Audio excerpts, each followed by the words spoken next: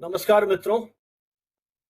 भारतीय विद्यापीठ और communication today के संयुक्त तत्वावधान में संचालित की जा रही वेबिनार श्रृंखला की 164वीं कड़ी में आप सभी का हार्दिक स्वागत, अभिनंदन।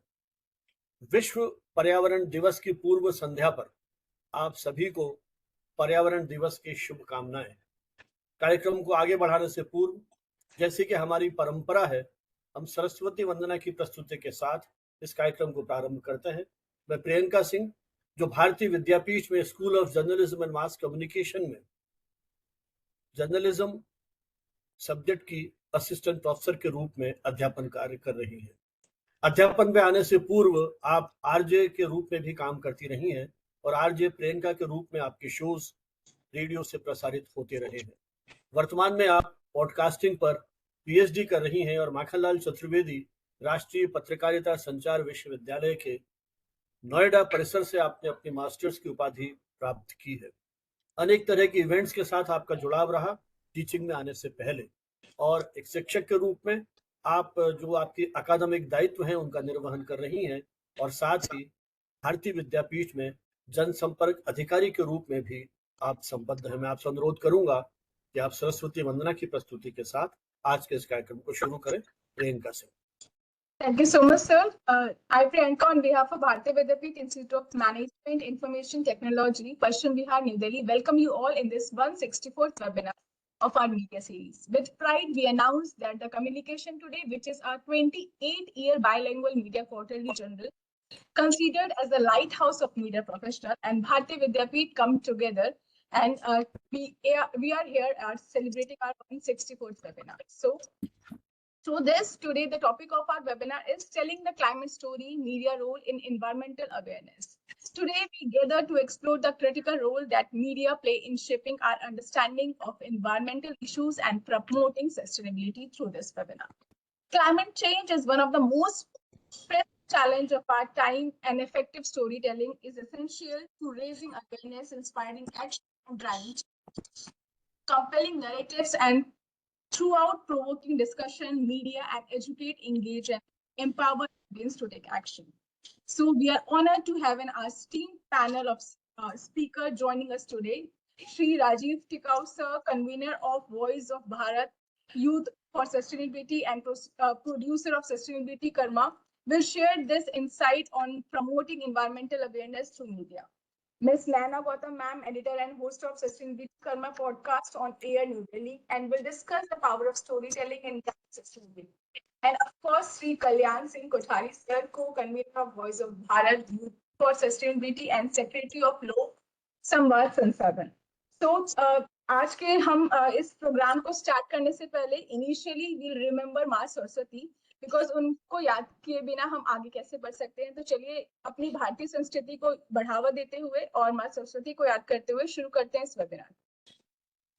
इतनी शक्ति हमें दे न दाता, मन का विश्वास कमजोर होना, हम चले के रास्ते पे हमसे भूल कर भी कोई भूल होना।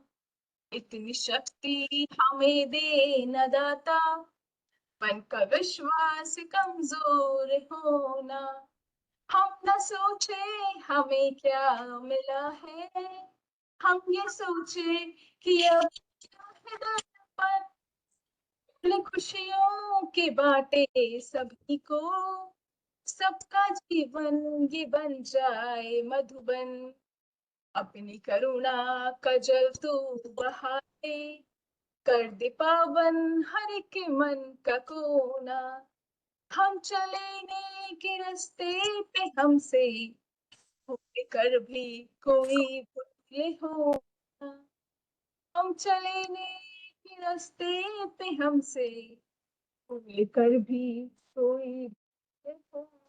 Thank you so much. ये मन का विश्वास कमजोर होना, मुझे लगता है कि आज के समय की सबसे बड़ी आवश्यकता यही है, क्योंकि हमारे पास एक ही पृथ्वी है और इस पृथ्वी को जीने लायक बनाए रखने के लिए, इस पृथ्वी को बचाने के लिए एक दृढ़ संकल्प की आवश्यकता है। किसी एक देश को नहीं बल्कि पूरी दुनिया को सामूहिक रूप से ये प्रयत्न करने होंगे और इसी संदर्भ में आज की हमने ये वेबिनार आयोजित की है जागरूकता के लिए और आगे के कुछ किस तरह से हम आगे बढ़ सकते हैं इस दिशा में उस पर बातचीत करने के लिए। बातचीत का सिलसिला शुरू करें। मैं फिर अनुरोध करूंगा प्रियंका जी से कि वे हमारे आज के जो विशेषज्ञ हैं उनका ई बुके से स्वागत सम्मान करें, क्योंकि ये कार्यक्रम भौतिक रूप से नहीं हो रहा है। जैसे हम भौतिक आयोजनों में अपने जो अतिथि है उनका सम्मान करते हैं, तो हमने कोशिश की है कि आभासीय मंच पे भी हम इस ई बुके के माध्यम से इस सम्मान परंपरा को, स्वागत परंपरा को बनाए रख सकें। सर, मंच कोई भी हो, वेलकम होना जरूरी है। So we are very grateful to have you in this platform and we are very delighted to have this conversation on this topic. Welcome from our side. इसी विश्वास के साथ कि इन पुष्पों की जो खुशबू है यह विचारों की खुशबू के रूप में दिग दिगंतर तक इसी तरह से प्रचारित होती रहे और हमारी भाषा, हमारे प्रतीक, उन्हें समझने वाले दुनिया के जिस भी किसी कोने में हैं वो हमारे साथ जुड़ सकें। और अब तो धीरे धीरे तकनीक इतनी आगे बढ़ गई है कि उसने इन भाषाई सीमाओं को भी तोड़ दिया है, भौगोलिक सीमाओं को भी तोड़ दिया है। तो उम्मीद करते हैं जो ये विचार यज्ञ हमने लगभग 4.5 वर्ष प्रारंभ किया था कोविड की पृष्ठभूमि में, कि हम अपनी इस विचार श्रृंखला को इस नई तकनीक के सहारे कोविड ने बहुत सारी चुनौतियां हमें दी।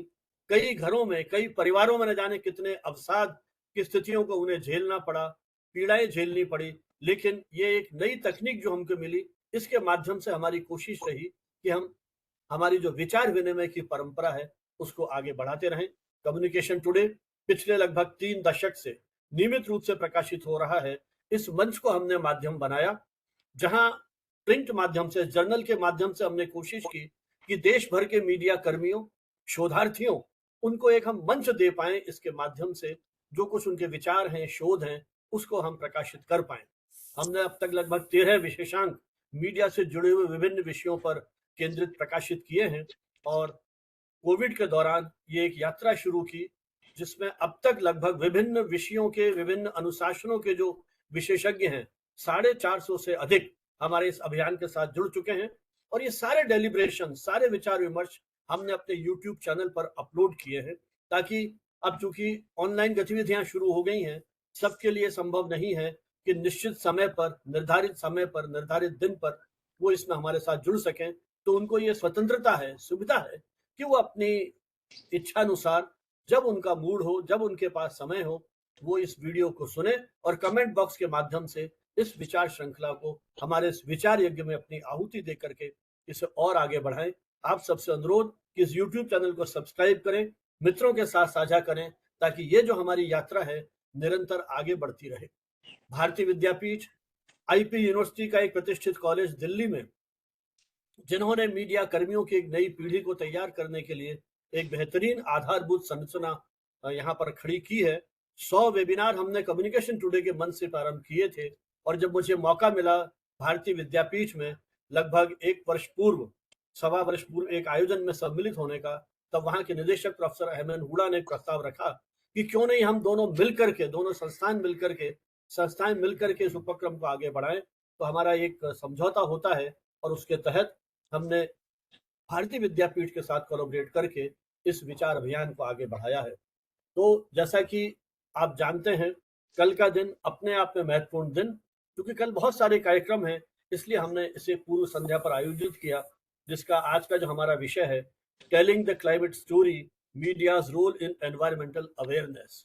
और हमारा यह सौभाग्य है कि हमारे साथ जो विशेषज्ञ हैं, तीनों ही राजीव टिक्कू जी, नैना गौतम जी और कल्याण कोठारी जी, अपने अपने तरीकों से, अपने अपने क्षेत्रों में इन्हीं मुद्दों को लेकर के वर्षों से साधना कर रहे हैं। तो मुझे लगता है कि वो जो कुछ बात कहेंगे वो उनसे मन से निकली हुई बातें हैं। तो ये जो उनका जो जुड़ाव है, निश्चित रूप से कहीं ना कहीं हम सभी को इस बात के लिए प्रेरित कर पाएगा कि हम जलवायु परिवर्तन और पर्यावरण की जो चुनौतियां हमारे सामने हैं उसमें कहीं अपना छोटा सा योगदान दे सकें और हमारा छोटा सा योगदान आगे चलकर एक बड़ा आंदोलन बन पाएगा। 1972 का वर्ष जब स्टॉकहोम में एक अंतर्राष्ट्रीय पर्यावरण सम्मेलन आयोजित किया जा रहा था, तब भी ये नारा दिया गया था कि we have only one earth, हमारे पास केवल एक पृथ्वी है।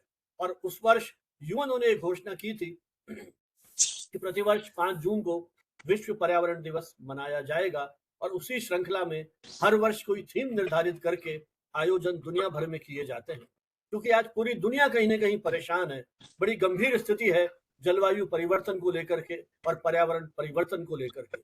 चाहे हिमखंड पिघल रहे हो, समुद्रों का जल स्तर बढ़ रहा हो, असमय वर्षा और सूखा, बढ़ता तापमान और प्राकृतिक आपदाएं, आए दिन समाचार पत्रों के पृष्ठ इनसे भरे रहते हैं और हम इन सारी चुनौतियों से कहीं अपरिचित नहीं है। और तकनीक की दुनिया ने जिस तेजी से प्रगति की है, जो उनके जो डेटा सेंटर हैं उसमें कितनी अधिक गर्मी है, कितना अधिक उत्सर्जन हो रहा है, वो एक अलग हमारे सामने चुनौती बन गई है। तो हर नई तकनीक अपने साथ नई चुनौतियां और नई संभावनाएं लेकर के आती हैं, लेकिन पृथ्वी का पर्यावरण संतुलन बिगड़ रहा है, इसमें कोई दो राय नहीं है। ऐसे समय में मीडिया की भूमिका क्या हो सकती है? क्या मीडिया का काम केवल खबर देना है, या उसकी जो भूमिका है वो खबर देने तक सीमित न रह करके एक पर्यावरण प्रहरी के रूप में वो काम करे और जन चेतना, संवाद और समाधान की दिशा में कहीं आगे बढ़ सके? आज भी बहुत सारे लोग पर्यावरण और जलवायु परिवर्तन की गंभीरता से पूरी तरह परिचित नहीं है, क्योंकि बहुत बड़ा गैप है हमारे यहाँ सूचना के स्तर पर।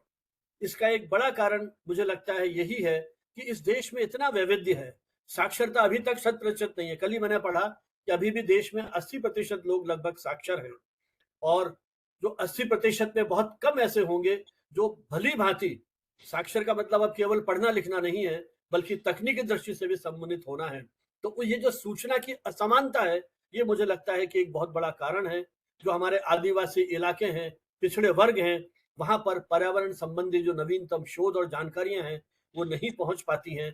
ऐसी स्थिति में मीडिया के जो डिफरेंट प्लेटफॉर्म्स हैं, डिफरेंट फॉर्मेट्स हैं, उनके माध्यम से हम कैसे जनमानस तक पहुंचे ताकि वे अपने जीवन और भविष्य की रक्षा के लिए आगे आ सके। इसके लिए आवश्यक है एक नीतिगत संवाद किया जाए, नीतिगत संवाद का निर्माण किया जाए, उसकी आधार भूमिका तैयार की जाए।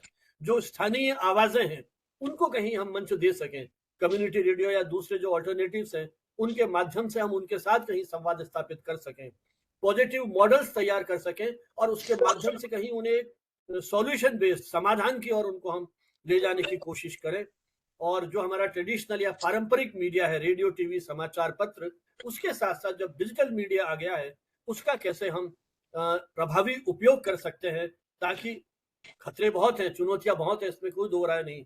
फेक न्यूज की समस्या से हम आज तक जूझ रहे हैं, लेकिन इसमें तकनीक का कोई दोष नहीं है, दोष हमारा है और इसके लिए भी निरंतर प्रयास किए जा रहे हैं। फैक्ट चेक यूनिट्स हमारे यहाँ बन गई हैं, कानून बन रहे हैं, तो उम्मीद करते हैं आने वाले समय में हम एक सकारात्मक दृष्टि से उपयोग जो है इनका कर पाएंगे। फिर भाषा किस तरह की हो, सबसे बड़ी जो चुनौती मुझे लगता है एक शिक्षक के रूप में भाषा की है। हम एक ऐसी सरल सहज भाषा जिससे एक सामान्य पाठक या साक्षर व्यक्ति से लेकर के जो हमारे बुद्धिजीवी हैं उन्हें भी समझ पाए। विज्ञान के क्षेत्र में प्रयोगशालाओं में जितना काम हो रहा है, वैज्ञानिकों की प्राथमिकता रहती है कि हम शोध पत्रों में इनका प्रकाशन करा दें ताकि उनको अपने प्रमोशन में या अपने क्षेत्र के अंदर पहचान मिले।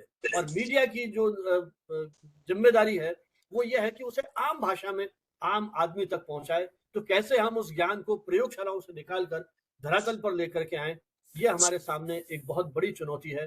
तो कैसे हम एनवायरमेंट और क्लाइमेट लिटरेसी को आगे बढ़ा सकते हैं, मुझे लगता है ये आज की सबसे बड़ी हमारे सामने चुनौती है। तो आइए इन्हीं सब मुद्दों को लेकर के हम आज चर्चा करेंगे हमारे इन विशेषज्ञों के साथ।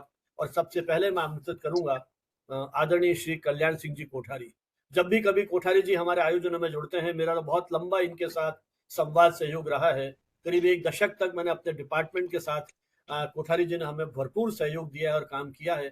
अनेक अंतर्राष्ट्रीय एजेंसियों के साथ मिलकर के हमने अनेक आयोजन किए हैं, 4 all India media educator conference. मैंने तो कहा था लगभग मुझे ये लगता नहीं है संभव हो पाएगा, लेकिन उन्हीं का एक तरह से मोटिवेशन था कि हमने किया।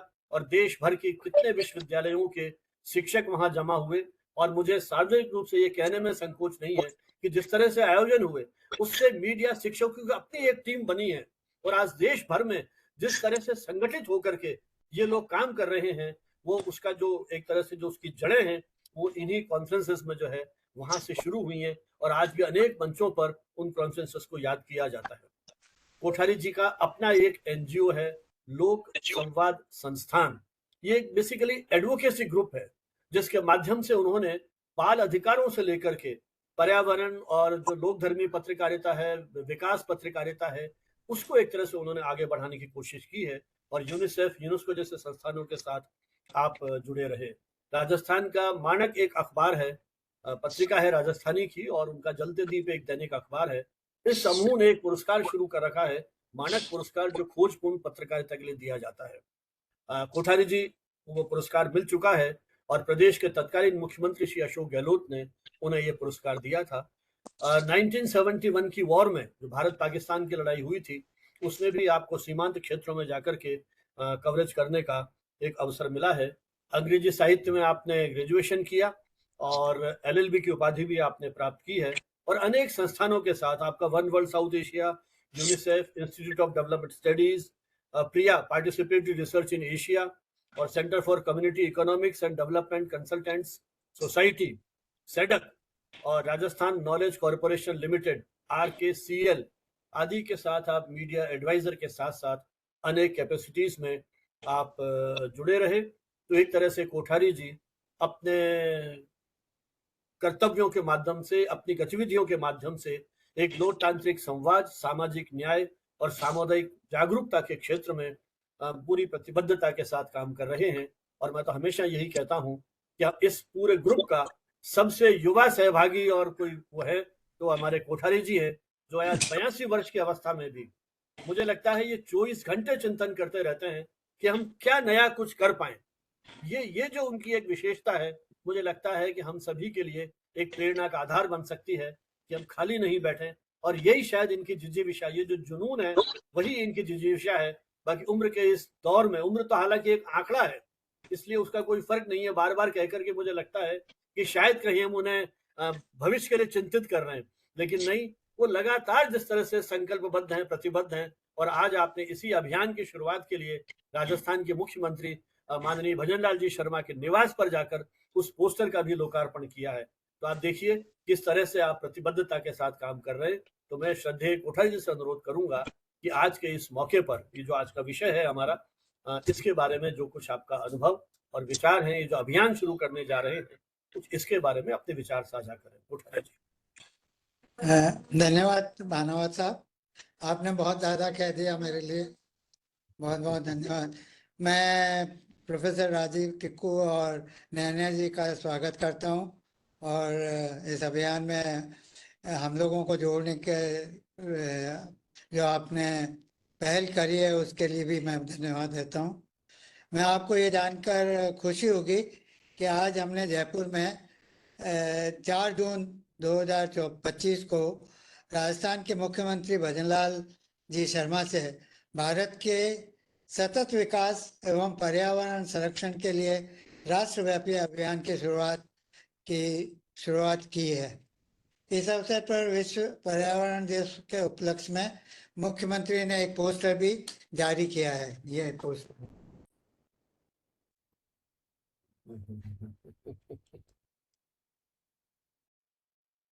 इस अवसर विश्वविद्यालय का प्रतिनिधित्व करने के लिए हरदेव जोशी यूनिवर्सिटी की vice chancellor professor Sudhir Rajeev भी हमारे साथ में थी।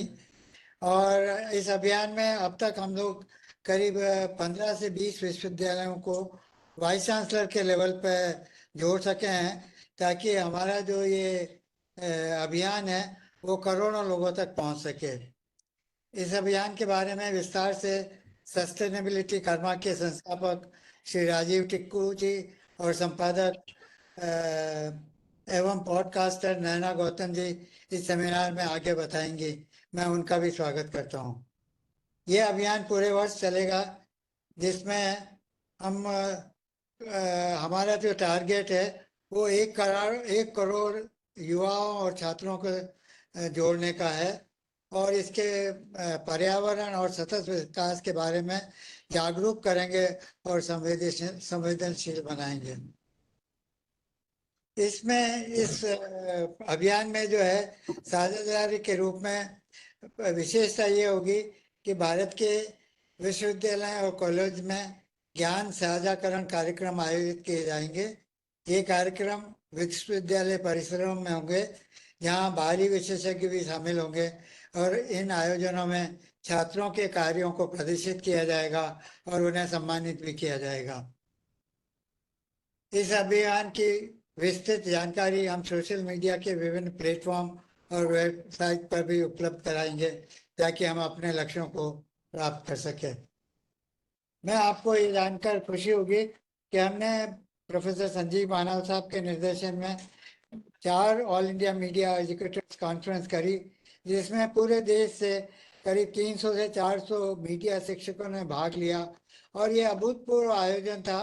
इसमें मतलब एक एनजीओ के साथ में विश्वविद्यालय स्तर के राजस्थान विश्वविद्यालय, Manipal university, MIT university, Mohanlal Sukhadia university जैसे राजस्थान के नामी विश्वविद्यालय वो शामिल हुए और उन्होंने विभिन्न विषयों पर बातचीत की। हम इस अभियान में विश्वविद्यालय के वाइस चांसलर के लेवल से अभियान में जोड़ने की कोशिश कर रहे हैं ताकि हम उनकी वेबसाइट पर इस अभियान के बारे में ज़्यादा से ज़्यादा बता सकें। अभियान के आयोजकों के बारे में मुख्य रूप से जो हमारा लोक संवाद संस्थान है वो जयपुर में स्थित है और गैर सरकारी संगठन है जो पिछले 20 सालों से काम कर रहा है। ये मीडिया, शिक्षा और सामुदायिक जुड़ाव में सामाजिक और विकासात्मक पहल को बढ़ाने के लिए समर्पित है। जैसा कि भाना साहब ने इस बारे में काफ़ी विस्तार से बता दिया। और दूसरा जो है ये देवकॉम भारत है, ये ऑल इंडिया रेडियो AIR पर सस्टेनेबिलिटी कर्मा पॉडकास्ट का निर्माण करता है, जो भारत का पहला और एकमात्र शो है। इसमें भारत के सतत विकास को गति देने के लिए भारतीय और वैश्विक स्तर के दिग्गज अपने मत को बात करेंगे। मैं आशा करता हूँ कि ये अभियान अपने लक्ष्यों को प्राप्त करेगा और आप सबका आशीर्वाद मिलेगा और आपके विभिन्न विश्वविद्यालय स्तर पर इस अभियान को प्रचारित और विकसित करेंगे। इसी कामना के साथ बहुत बहुत शुभकामनाएं। चलिए, बहुत बहुत आभार भाई कोठारी साहब। 1 करोड़ युवाओं को जोड़ने का लक्ष्य अपने आप में कोई छोटा लक्ष्य नहीं है। देश के विभिन्न विश्वविद्यालयों के कुलपतियों के माध्यम से, शिक्षकों के माध्यम से ये जो एक संकल्प लिया है आपने, उम्मीद करता हूं कि क्योंकि युवा ही अंततः जो इस पर्यावरण और जलवायु की जो हम बात कर रहे हैं उससे सबसे अधिक प्रभावित होने वाली वो पीढ़ी है। हमने तो हमारी पारी पूरी खेल ली है एक तरह से, जो कुछ नुकसान करना था कर दिया, लेकिन अब जो भविष्य है वो युवाओं के हाथों में है। यदि 1 करोड़ युवा इसके साथ जुड़ते हैं तो निश्चय ही ये युवा शक्ति, जिनमें सृजन धर्मिता है, रचनात्मकता है, बहुत कुछ कर सकने में सक्षम होगी। तो अपन आगे बढ़ते हैं और अब मैं आमंत्रित करता हूं नैना गौतम जी को। नैना गौतम जी भी एक बहुत युवा कम्युनिकेटर के रूप में अपनी महती भूमिका इन मुद्दों पर वैचारिक जागरूकता फैलाने के लिए निरंतर काम कर रही हैं। आप संपादक एवं प्रस्तुतकर्ता हैं सस्टेनेबिलिटी कर्मा पॉडकास्ट, जैसा कोठारी साहब ने बताया, और ये ऑल इंडिया रेडियो दिल्ली से इसका प्रसारण पिछले लंबे समय से किया जा रहा है। एक वरिष्ठ पत्रकार संचारक के रूप में आप सस्टेनेबिलिटी, जलवायु परिवर्तन, पर्यावरण एवं ESG जैसे मामलों की विशेषज्ञ के रूप में काम कर रही है। नैना गौतम जी, उनकी विशेषज्ञता इन्हीं क्षेत्रों में है, सस्टेनेबिलिटी, जलवायु परिवर्तन, पर्यावरण और ESG, environment, social and governance जैसे समकालीन वैश्विक सरोकारों से उनका गहरा और गंभीर जुड़ाव है।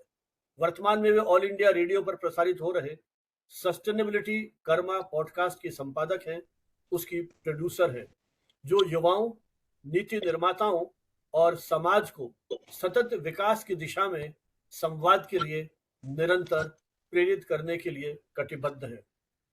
नैना गौतम जी ने किंग्स कॉलेज और लंदन स्कूल ऑफ जर्नलिज्म से अपनी औपचारिक शिक्षा प्राप्त की है।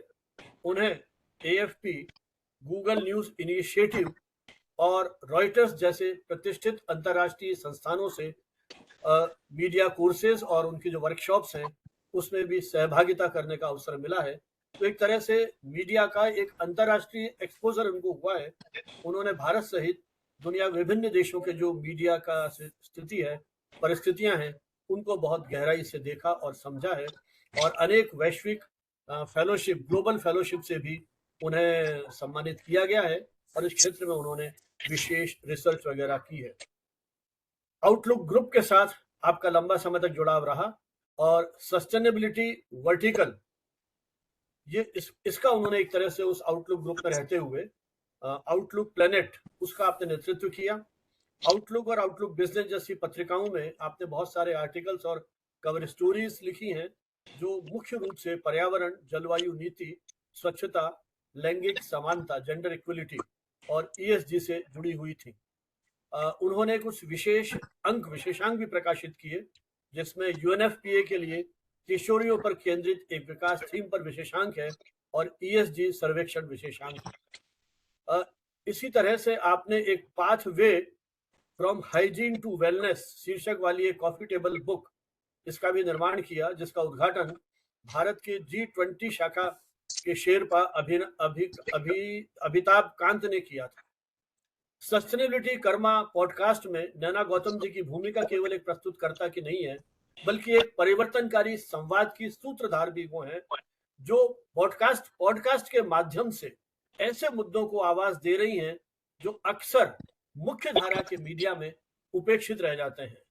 जलवायु शिक्षा और युवा भागीदारी, सतत जीवन शैली और पर्यावरण संरक्षण, ESG रणनीतियां और कॉर्पोरेट उत्तरदायित्व, ग्रामीण और हाशिए पर रहने वाले समुदायों की जलवायु चुनौतियां। आपको, जैसा मैंने कहा, कि बहुत सारे सम्मान मिले हैं, मीडिया फेलोशिप्स को आपको मिली हैं, अंतर्राष्ट्रीय जो ट्रेनिंग प्रोग्राम्स हैं उनमें आपने सहभागिता की है, और सस्टेनेबिलिटी के जो डायलॉग्स हैं देश के अलग अलग मंचों पर, उसमें भी आप एक्सपर्ट के रूप में पार्टिसिपेट करती रही हैं। तो सस्टेनेबिलिटी संवाद केवल पर्यावरण की बात नहीं है, बल्कि आने वाली पीढ़ियों के भविष्य के निर्माण का मूल आधार है। इसी सोच को लेकर के उन्होंने इस मंच को इस रूप में बनाने की कोशिश की है जो एक सशक्त, जागरूक और उत्तरदायी नागरिक को बनाने के लिए कहीं प्रेरित कर पाए।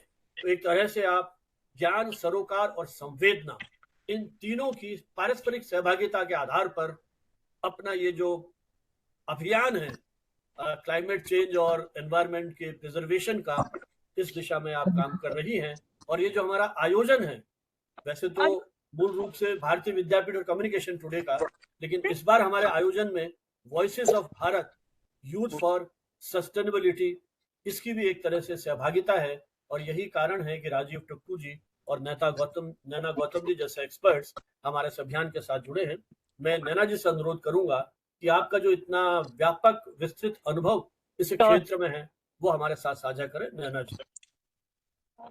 Thank you, Professor Benawat, for such a wonderful introduction. So I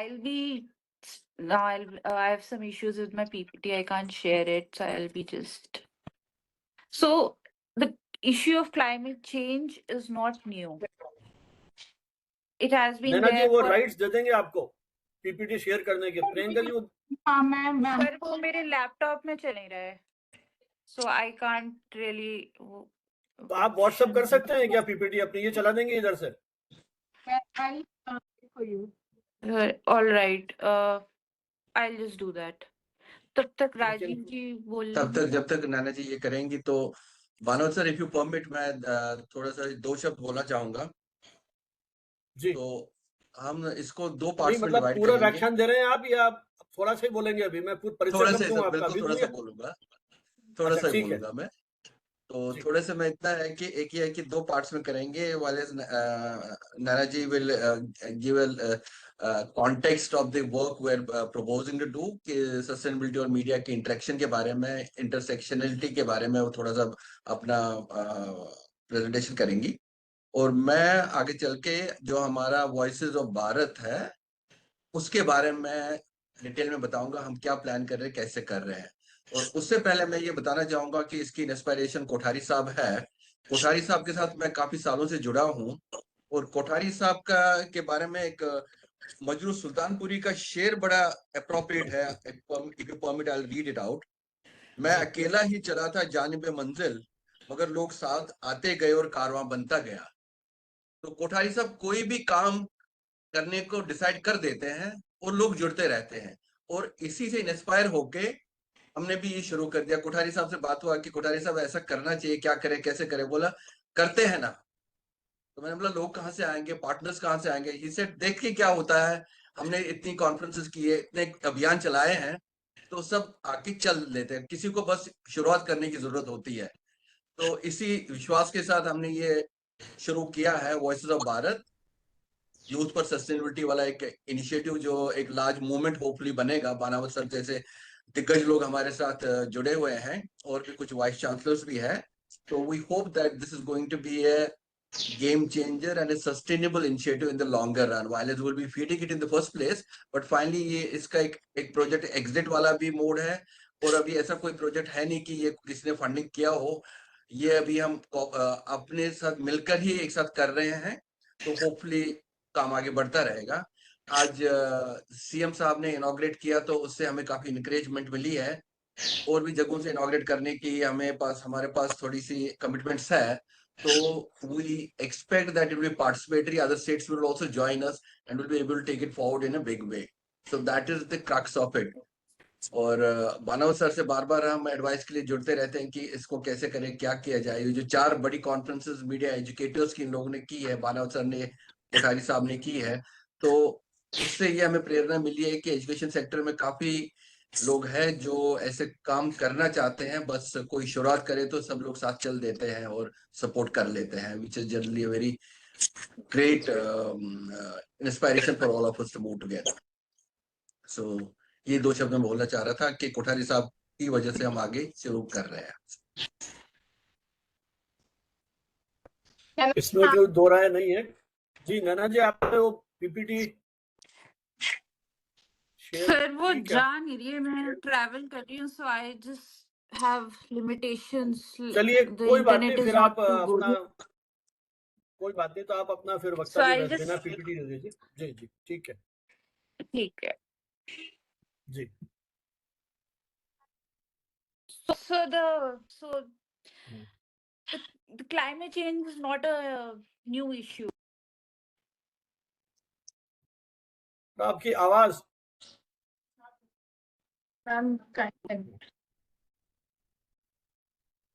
The impact of climate change is not new. It has been there forever.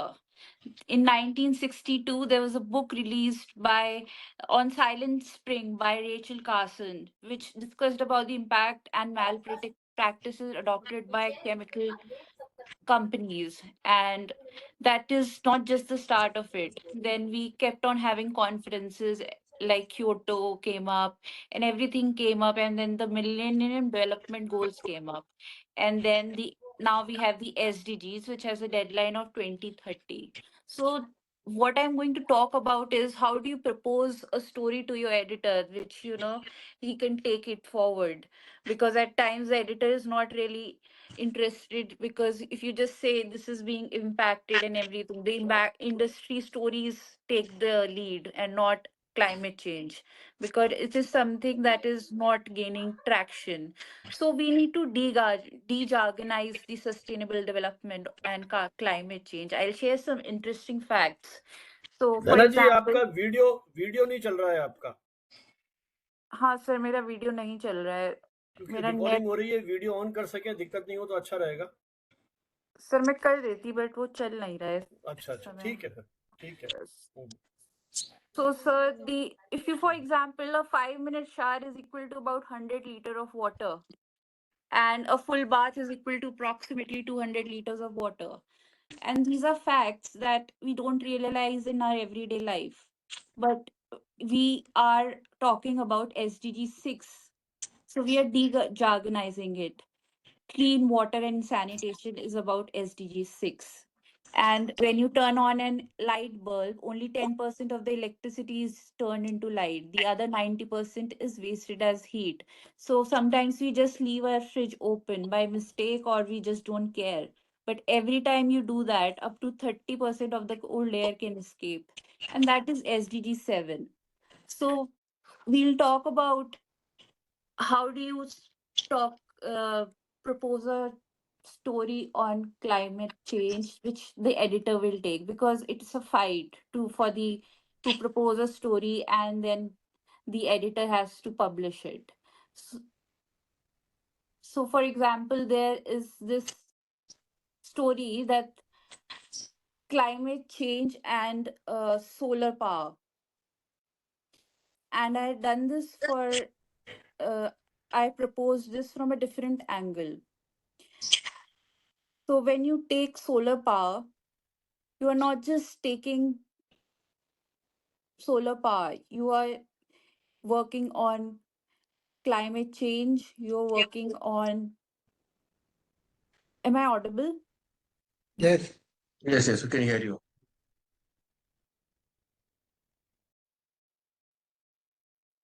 अब चला गया आवाज. Is it working? Yeah. हाँ, थोड़ा सा ऊंचा बोलिए थोड़ा सा please. Yeah, I'll just. My phone has heated up.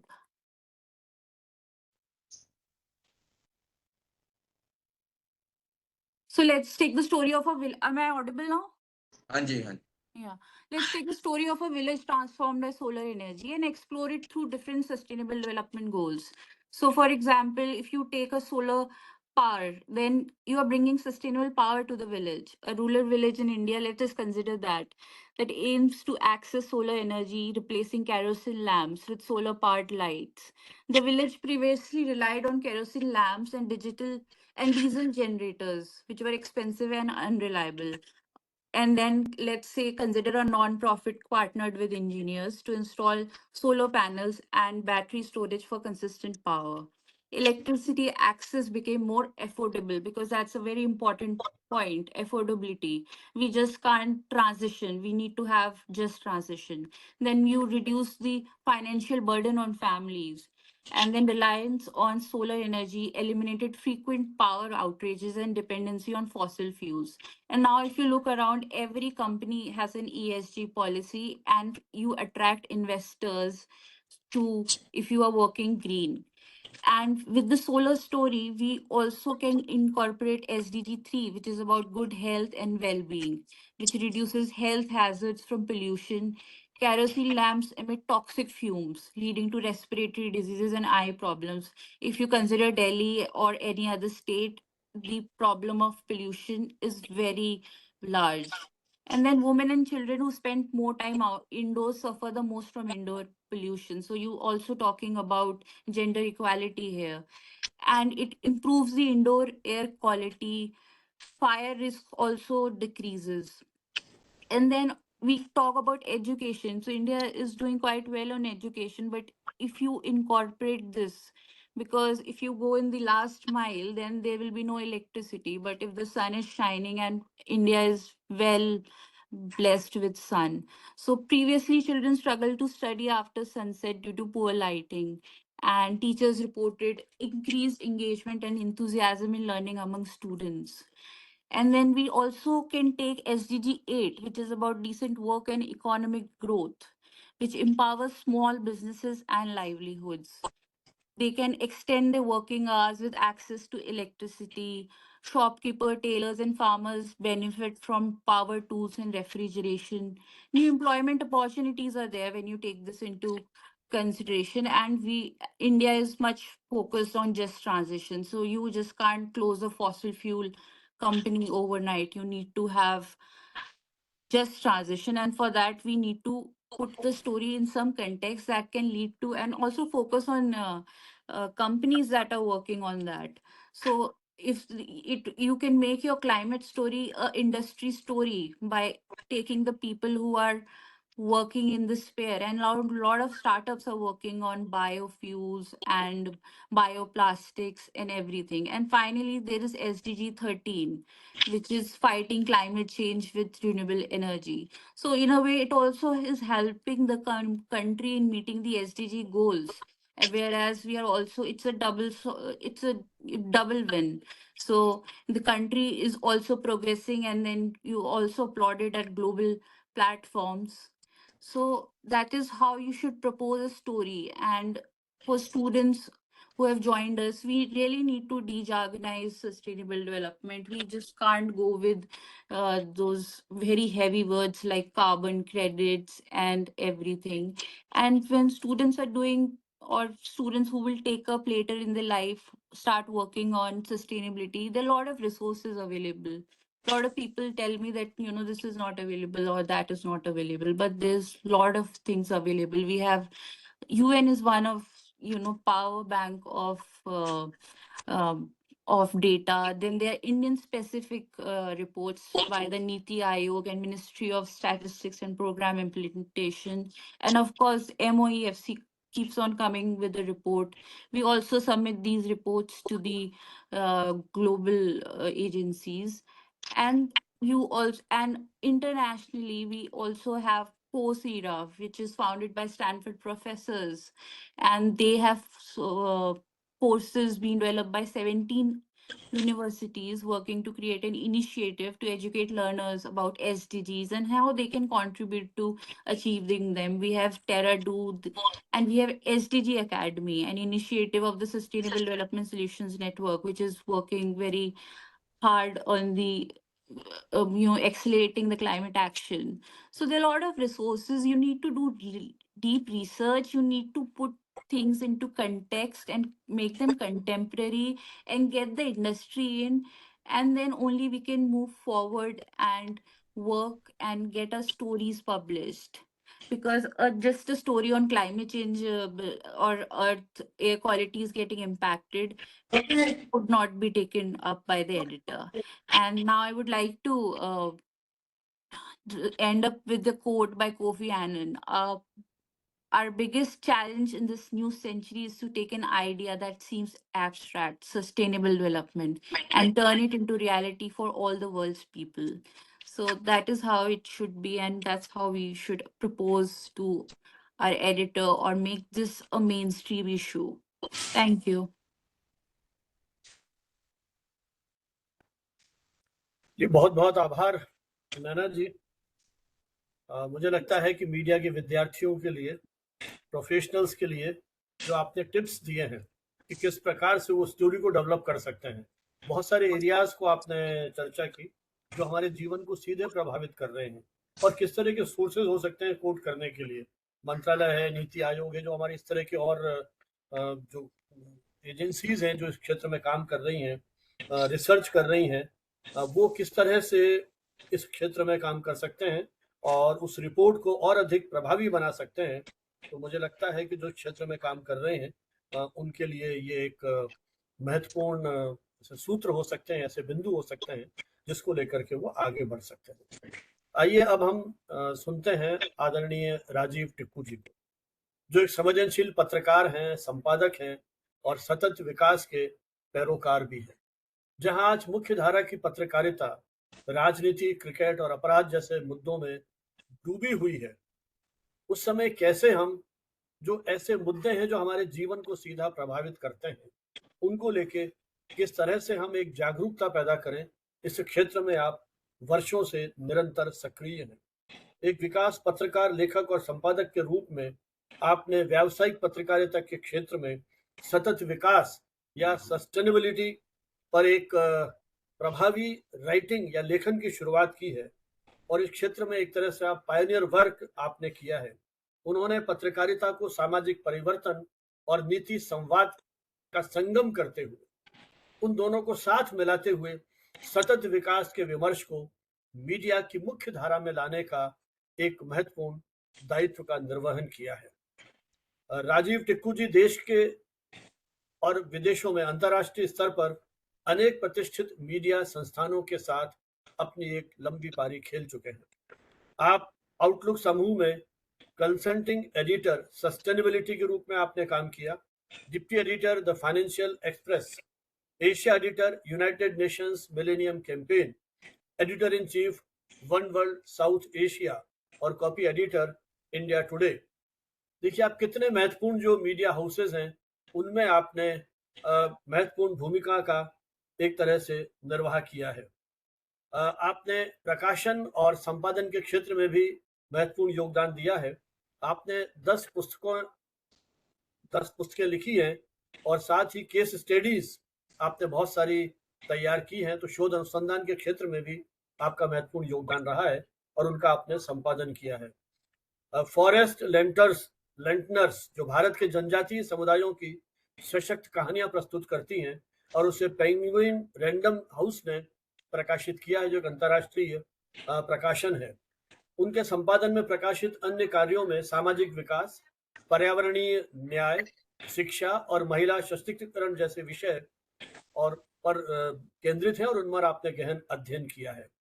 Rajiv Tikku जी देश में अनेक भी स्कूल्स जो प्रबंध संस्थान है और देश की जो प्रमुख यूनिवर्सिटीज हैं उसमें भी एक एक्सपर्ट लेक्चर के रूप में, एक्सपर्ट स्पीकर के रूप में आप जाते रहे हैं, वहां आपको आमंत्रित किया जाता रहा है और आपने उन युवाओं के साथ सस्टेनेबिलिटी के क्षेत्र में मीडिया एथिक्स और नीति संवाद के समन्वय पर उनका व्यावहारिक मार्गदर्शन भी किया है। Cambridge programme for sustainability leadership fellowship से आपको सम्मानित किया गया है और इसी तरह रेडियो नीदरलैंड, IFRC आदि अंतर्राष्ट्रीय फेलोशिप से भी आप सम्मानित हो चुके हैं और इन संस्थाओं के साथ मिलकर के आपने अनेक शोध परियोजनाओं को क्रियान्वित किया है। आप अनेक संस्थान, सरकारी गैर सरकारी, उनके शासन बोर्ड और सलाहकार समितियों के साथ सक्रियता के साथ संबद्ध हैं। आप Jagannath international management school, Bharatiya Yuva शक्ति ट्रस्ट BYST और वन वर्ल्ड फाउंडेशन इंडिया, इनके साथ भी सक्रिय रूप से जुड़े हुए हैं। राजीव टिक्कू जी सतत विकास को केवल एक नीतिगत लक्ष्य नहीं बल्कि सामाजिक चेतना और व्यवहार परिवर्तन की एक प्रक्रिया मानते हुए मीडिया को एक सशक्त सामाजिक माध्यम के रूप में उसका उपयोग करने की संभावनाएं निरंतर तलाशते रहते हैं और उनका मानना है यदि इसका जिम्मेदारी के साथ प्रयोग हो तो बदलाव अवश्यंभावी है। तो राजीव टिक्कू जी एक ऐसा व्यक्तित्व है जिन्होंने पत्रकारिता, सामाजिक सरोकार और शिक्षा के क्षेत्र में अपनी रचनात्मक दृष्टि और प्रतिबद्धता से अनेक युवाओं को एक तरह से लीडरशिप दी है, नेतृत्व दिया है। वे आज voices of Bharat, youth for sustainability, Bharat की आवाज, युवा सतत विकास की ओर के माध्यम से जलवायु चेतना और सतत विकास की दिशा में जागरूकता का प्रचार प्रसार करने के लिए प्रतिबद्ध है। आदरणीय Rajeev Tikku ji. Thank you sir. कुछ ज्यादा इंट्रोडक्शन हो गया बट हम आभारी हूँ आपका कि आपने मुझे अपॉर्चुनिटी दी आज आने के लिए, और जो साथी हमारे साथ जुड़े हैं तो कुछ से शायद मैं मिल चुका हूँ, एजुकेटर्स कॉन्फ्रेंस जो कोठारी जी कंडक्ट करते थे, और कुछ से आज पहली बार परिचय हो रहा है रिमोटली। तो I am really glad and happy that I am getting this opportunity. तो जो नैना जी ने कहा या जो बानावत सर ने कहा अभी, ये सस्टेनेबल डेवलपमेंट बड़ा एक कॉमन वर्ड है आज के दिन में, लेकिन काफी भारी भरकम भी लगता है। और उससे क्या हो रहा है कि कम्युनिकेशन में भी दिक्कत हो रहा है। लोगों को लग रहा है कि कम्युनिकेट हमने कर लिया लेकिन अगले ने नहीं समझा तो उसकी प्रॉब्लम है, बट उसकी नहीं है, वो हमारी है, हम कम्युनिकेट नहीं कर पा रहे हैं। तो हमें अपनी कम्युनिकेशन को सहज बनाना होगा। आप लोग तो कर ही रहे हैं, लेकिन ये जो टर्म्स है इनको हिंदी में ट्रांसलेट करके और भी मुश्किल हो रही है, क्योंकि हम हिंदुस्तानी बोलते हैं, ज्यादा लोग हिंदी कम बोलते हैं, तो उससे काफी दिक्कतें हो रही है। But having said that, thematically when we can look at any story, जो नैना जी भी कह रही थी, एक सस्टेनेबल डेवलपमेंट की स्टोरी है जो बारी बारकम शब्द है, लेकिन वो कार्बन की स्टोरी हो या ऐसी चीज हो, अगर हम उसको सेम स्टोरी को 5-6 एंगल से देख सकते हैं, जो आप विद्यार्थियों को पढ़ाते होंगे, हेल्थ से भी देख सकते हैं, लाइवलीहुड से भी देख सकते हैं, रिन्यूएबल एंगल से भी देख सकते हैं, जेंडर एंगल से भी देख सकते हैं, एजुकेशन एंगल से भी देख सकते हैं। लेकिन ये तभी हम देख सकते हैं जब हम इन इश्यूज की इंटरसेक्शनलिटी को जानते हो। और इसके लिए स्टूडेंट्स को बड़ा आसान सा एक ऑलरेडी फ्रेमवर्क बना हुआ है। अगर हम SDGs को लेते हैं, सस्टेनेबल डेवलपमेंट गोल्स को लेते हैं, 17 है और ये सब जुड़े हैं एक दूसरे से। अगर हमारे स्टूडेंट्स खाली उनको स्टडी करें तो वो एक स्टोरी में से 17 स्टोरीज निकाल सकते हैं। जब वो लोग मीडिया हाउसेस में जाते हैं जॉब के लिए या स्टोरी पिच करने के लिए, तो बड़ी मारामारी होती है, और वहां पे तो स्पेस लिमिटेड होता है न्यूज़पेपर का, ऑनलाइन का तो अनलिमिटेड ही होता है। But if they know the angles, if they know the relationship within each goal, तो वो अपनी स्टोरी को कोई भी एंगल देके कहीं से भी निकाल सकते हैं और छपा सकते हैं। ये एक चैलेंज रहता है जर्नलिस्ट का, हर दिन उसको जाके फाइट करना पड़ता है स्पेस के लिए। तो ये एक वजह है कि जो आपने न्यूज रूम्स में देखा होगा कि हम इस सब को कैसे सिंप्लीफाई करें, कैसे स्टूडेंट्स को समझाए कि इनकी रिलेशन कैसे है आपस में। तो ये आइडिया आया कि हम एक voices of Bharat youth for sustainability करके अभियान चलाते हैं, जहां पे हम स्टूडेंट्स को, this not to replace the academic education, this just one bit of an orientation जो उनको सपोर्ट करेगा आगे जाके लाइफ स्किल्स और अपना जो एजुकेशनल स्किल्स है उन दोनों को मर्ज करने का। वो बड़ा जरूरी है आज की डेट में। तो हमारा जो ये इनिशिएटिव है, इसके दो पिलर्स है एसेंशियली, एक थीमेटिक है, एक टेक्निकल है। थीमेटिकल जैसे हमने कहा कि सस्टेनेबल डेवलपमेंट गोल्स को ही अगर लेते हैं एज एन एग्जांपल, तो they can do any story, make it topical, make it relatable and simplify it. Sustainable development है नहीं, कुछ भी नहीं होगा, वो पोल्यूशन होगा या हेल्थ का इश्यू होगा, उसके एंगल से उनको देखना है।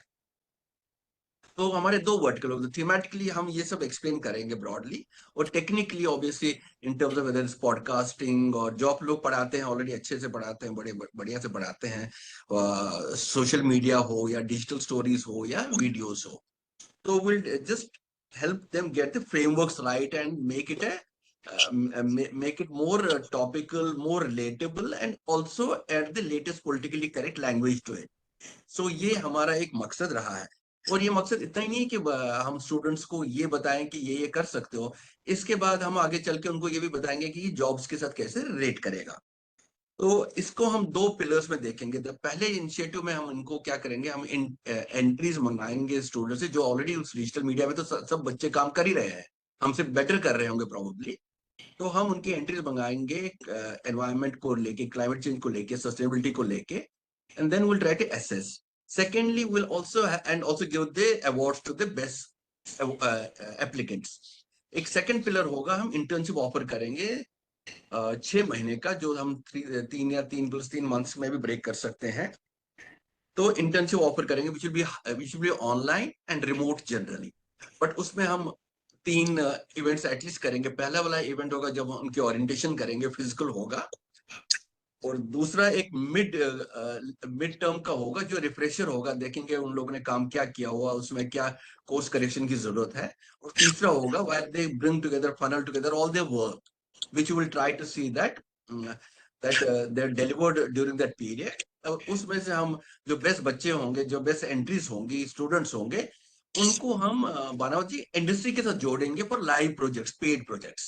तो जो स्टूडेंट्स यहाँ से आगे बढ़ेंगे, उनको हमारी ऑलरेडी इंडस्ट्री से बात चल रही है, कुछ कंपनी से बात हो चुका है, वो उनको आगे लाइव प्रोजेक्ट्स में एज पेड इंटर्न्स ले लेंगे, which also opens opportunities for green jobs going forward for them, अगर वो जाना चाहे तो। और उन जॉब्स में नहीं भी जाना चाहे, बट एटलीस्ट उनको एनवायरमेंट के बारे में ऐसा कॉन्टेक्स्ट आएगा, वो कहीं मेन स्ट्रीम में भी जाए, वहां पे वो उसको भी अप्लाई करेंगे, it will be integrated in their working. तो इसकी जरूरत है। तो ये ओवरऑल हमारा एक प्लान है। अब मैं थोड़ा सा इसको डिटेल में एक एक चीज को बताऊंगा, ज्यादा टाइम नहीं लूंगा। हमने ऑलरेडी एक एडवाइजरी ग्रुप बनाया हुआ है, जिसमें कोठारी जी ने बताया हुआ कि 5-6 वाइस चांसलर जुड़े हैं, बानावत सर खुद जुड़े हुए हैं उसमें। So they will help us to keep it on track and guide us properly. So एक हमारे पास एडवाइजरी काउंसिल है। सो एक तो हम एज ए सेड हम 3 ये वर्कशॉप्स करेंगे, ऑन ग्राउंड होंगे, हाइब्रिड होंगे, ऑनलाइन होंगे। हम ऑनलाइन मास्टर क्लासेस कंडक्ट करेंगे, जहां पे हमारे पास इंडस्ट्री के दिग्गज लोग आएंगे जो ऑलरेडी हमारे पॉडकास्ट पे आ चुके हैं, हमारे ऑलरेडी उनसे रिलेशन है।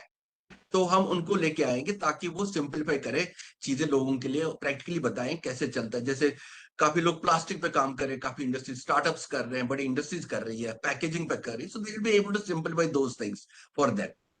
सेकेंडली सब्जेक्ट मैटर एक्सपर्ट्स को लाएंगे, जो टेक्निकल एक्सपर्ट्स हो, जो एक्चुअली उनको they will walk them through their through different subject matters, whether it's about pollution, it's about carbon, whether it is about say और भी कोई सब्जेक्ट्स होंगे, जेंडर होगा, तो इन चीजों को उनको रिलेट करेंगे किस स्टोरी से। तो also have another tier जहां पे हम उनको रेगुलर मॉनिटरिंग भी करेंगे, ताकि उनको हैंड होल्डिंग चाहिए होगी, रेगुलरली सवाल होते हैं स्टूडेंट्स के, will be able to answer. So we'll have a quorum of experts available online offline जो हमेशा स्टूडेंट्स को सपोर्ट करते रहेंगे। दो हमने शुरू किया था दिल्ली से, लेकिन जैसे कोठारी साहब का जादू है, तो वो ऑलरेडी कारवां बन गया है, राजस्थान से लेके आसाम तक बानावत से जुड़ गए हैं लोग, तो will have to also look at language को कैसे करेंगे। तो thematically particularly there are 2-3 things which we need to, जो हम हमारी लाइफ में और स्टूडेंट्स की लाइफ में आगे चल के रहेंगे। एक मिशन लाइफ है जो सस्टेनेबल प्रोडक्शन और कंजम्पशन की बात करता है, जो इंडिविजुअल और कम्युनिटी लेवल की बात करता है, उसके हम कॉन्टेक्स्ट बताएंगे स्टूडेंट्स को। इसी तरह एक उसमें आपका पंच अमृत करके मोदी जी ने एक कमिटमेंट किया हुआ, जिसमें 5 टारगेट्स है। 500 gigawatts of non fossil energy हमने करना है 2030 तक। 50% एनर्जी रिक्वायरमेंट हमारी रिन्यूएबल से आएगी। तो इन चीजों को डीमिस्टिफाई करेंगे ताकि वो रिलेट कर पाए डायरेक्टली क्या हो रहा है। या हमने नेट जीरो का हमारा एक एम्बिशियस टारगेट है, तो ये थीमेटिकली उनका ये एक्सपोजर यहाँ पे होगा। स्टूडेंट से क्या एक्सपेक्टेशन है? स्टूडेंट से एक्सपेक्टेशन है कि वो आपस में एक ग्रुप्स बना ले, कुछ इकट्ठे भी काम करे, कुछ अकेले भी करे। हम एक वेबसाइट सेटअप कर लिया है हमने, जिसका हम कल लॉन्च करेंगे। उसमें हम separate web pages education institutions के लिए क्रिएट करेंगे, ताकि वो स्टूडेंट्स अपनी फैकल्टी के गाइडेंस में वो उसको इंडिपेंडेंटली मैनेज कर पाए। अपना कंटेंट जो जनरेट करेंगे वो उस पर शेयर करते रहे, और वो कंटेंट भी वेट होगा, और अपने सोशल मीडिया हैंडल्स पे भी शेयर करें। और at the end of the project we also expect them कि वो नेक्स्ट बैच ऑफ इंटर्न्स को आइडेंटिफाई करें। सो एक चलता रहेगा ताकि सस्टेनेबिलिटी प्रोजेक्ट की भी बनती रहे। सो ये एक हमारा उद्देश्य है। और स्टूडेंट्स को क्या मिलेगा इस सबसे, सब करके?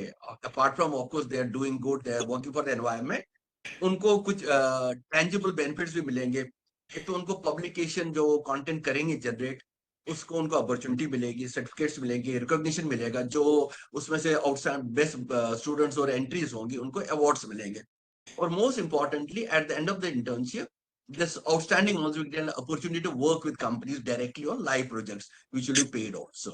So already हो चुका है, informally with the understanding हो गई है, but we'll have soon formal types there.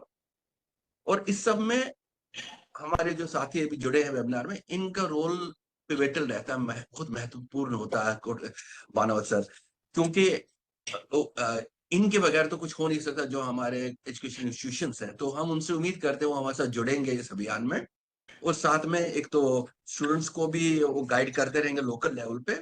और कुछ जैसे कोठारी साहब ने भी बताया, will be also conducting some workshops in some universities and colleges, जाके साइट पे, जहां पे हम एक्सपर्ट्स को लाएंगे, इंडस्ट्री एक्सपर्ट्स को। वाले एकेडमिया में तो एक्सपर्ट्स की कोई कमी है नहीं, but industry academia interface at this level हम करवाने की कोशिश करेंगे। हमारे इंडस्ट्री के साथ बहुत अच्छे रिलेशंस है in terms of knowledge sharing, तो वो हम करवा पाएंगे। Will try to get them on board so that वो एक जुड़ जाए। और इस लेवल पे अगर वो कॉन्फ्रेंस वर्कशॉप में इंडस्ट्री जुड़ जाती है, आगे स्टूडेंट्स का प्लेसमेंट का भी अपॉर्चुनिटी काफी बढ़ जाता है।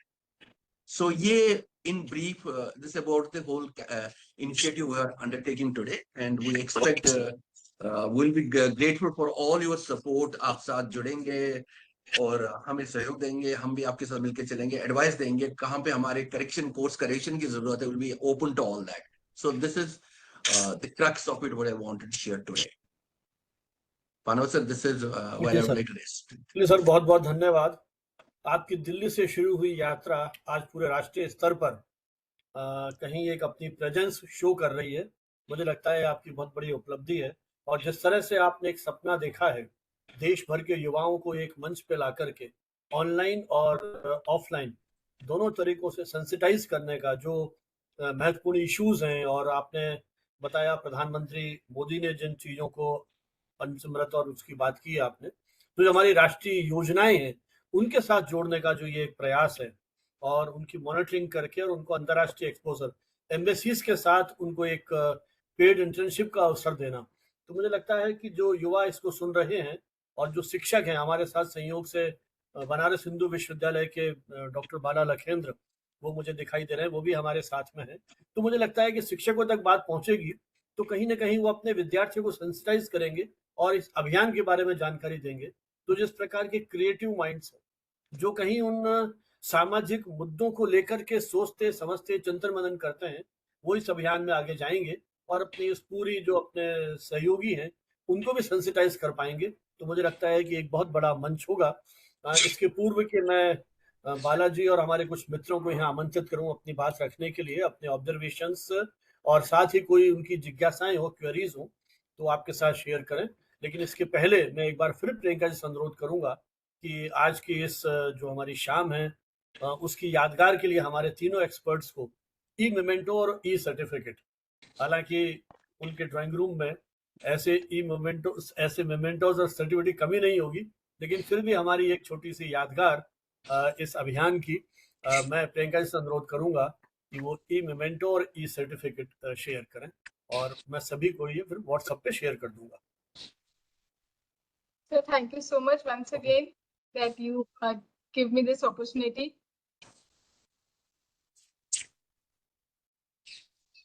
ये कोठारी जी का सर्टिफिकेट। जी सर। धन्यवाद। अभी ई मेमेंटो भी आएगा। सर बिल्कुल आएगा। Sir, we are very grateful to have you in this platform and you enlighten all of us with your in-depth knowledge.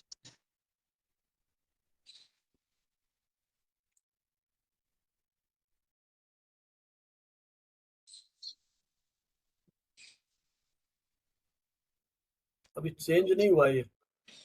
Sir, I guess सबका मैंने शो कर दिया, अभी शो नहीं हो नहीं रहा। नहीं, अभी नहीं हुआ किसी का भी, केवल कोठारी जी का सर्टिफिकेट है, बाकी के शो नहीं हुए। ठीक है, हो दीजिएगा मुझे। कुछ देखिए आप टेक्निकली। हाँ मेरे पास हाँ, तकनीक भी कभी सुविधा है तो कभी दुविधा है। जी सर बिल्कुल, do's and don'ts. हम्म।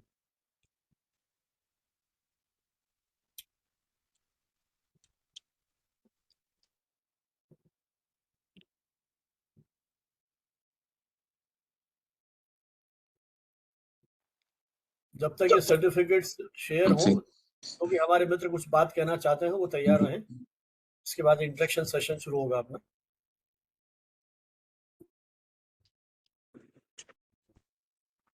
बालाजी हमारे साथ हैं, प्रयागराज के एक पत्रकार हैं अरविंद जी, तो वो भी हमारे यहाँ रेगुलर जुड़ते हैं और बहुत सक्रिय हैं। बहुत प्रणाम करता हूँ सर। हाँ हाँ हाँ अरविंद जी। और मैं देख रहा हूँ डॉक्टर संजय कुमार, ये मैनेजमेंट इंस्टीट्यूट के डीन है। तिवारी जी हैं, अरविंद जी गलत बोल गया नाम में। Sir, we are most welcome. Thank you so much, ma'am. Thank you so much, sir. ये राजीव जी का सर्टिफिकेट है।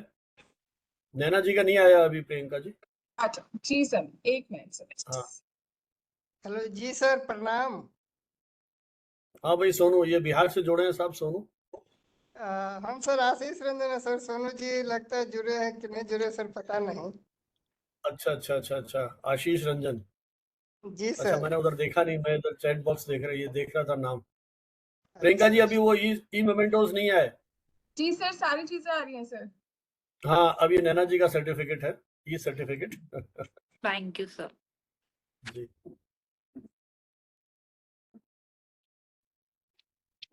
ठीक है सर।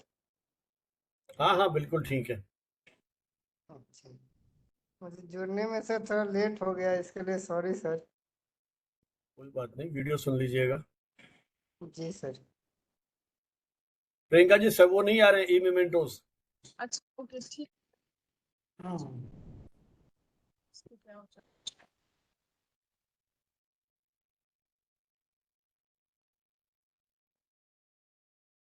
जी ये thank you sir. Rajiv ji. Thank you sir, thank you very much. जी ये मैं अभी व्हाट्सएप पे शेयर कर दूंगा आपके जी साथ। सर, जी sir. Thank you sir. Next Priyanka ji, और दो और, कल्याण जी और नैना जी का। सर आई गेस शो हो रहा है डेस्कटॉप पे। नहीं हुआ अभी। अच्छा एक मिनट और दीजिए मुझे, बस मैं इनको देख पा रही हूँ, समझ नहीं आता क्यों मुझे प्रॉब्लम होता है।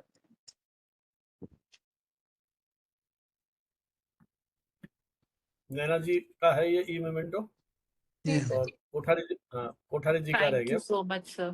Thank you.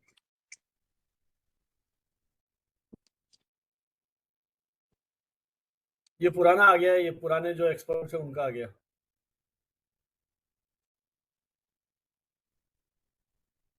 चलिए, जब तक आप कल्याण कोठारी जी का ई मेमेंटो शो करते हैं, मुझे लगता है कि मैं डॉक्टर बाला लखेंद्र, जो बनारस हिंदू यूनिवर्सिटी में है और बहुत लंबे समय तक आपका जुड़ाव आकाशवाणी के साथ रहा, और हमारी रेगुलर जो हमारी ये वेबिनार्स हैं, इनमें आपकी नियमित भागीदारी रही है और आपकी टिप्पणियों से भी हम लाभान्वित हुए हैं। हाँ, ये कोठारी जी का ही मेमेंटो है। Sir, through this, like by spreading this, मेरे को कुछ quotes भी quote करने थे because आज के जो हमारे speakers हैं, they are very experienced and they are really hardworking. So I just want to quote some lines. राह संघर्ष की जो चलता है, राह संघर्ष की जो चलता है, वो ही संसार को बदलता है।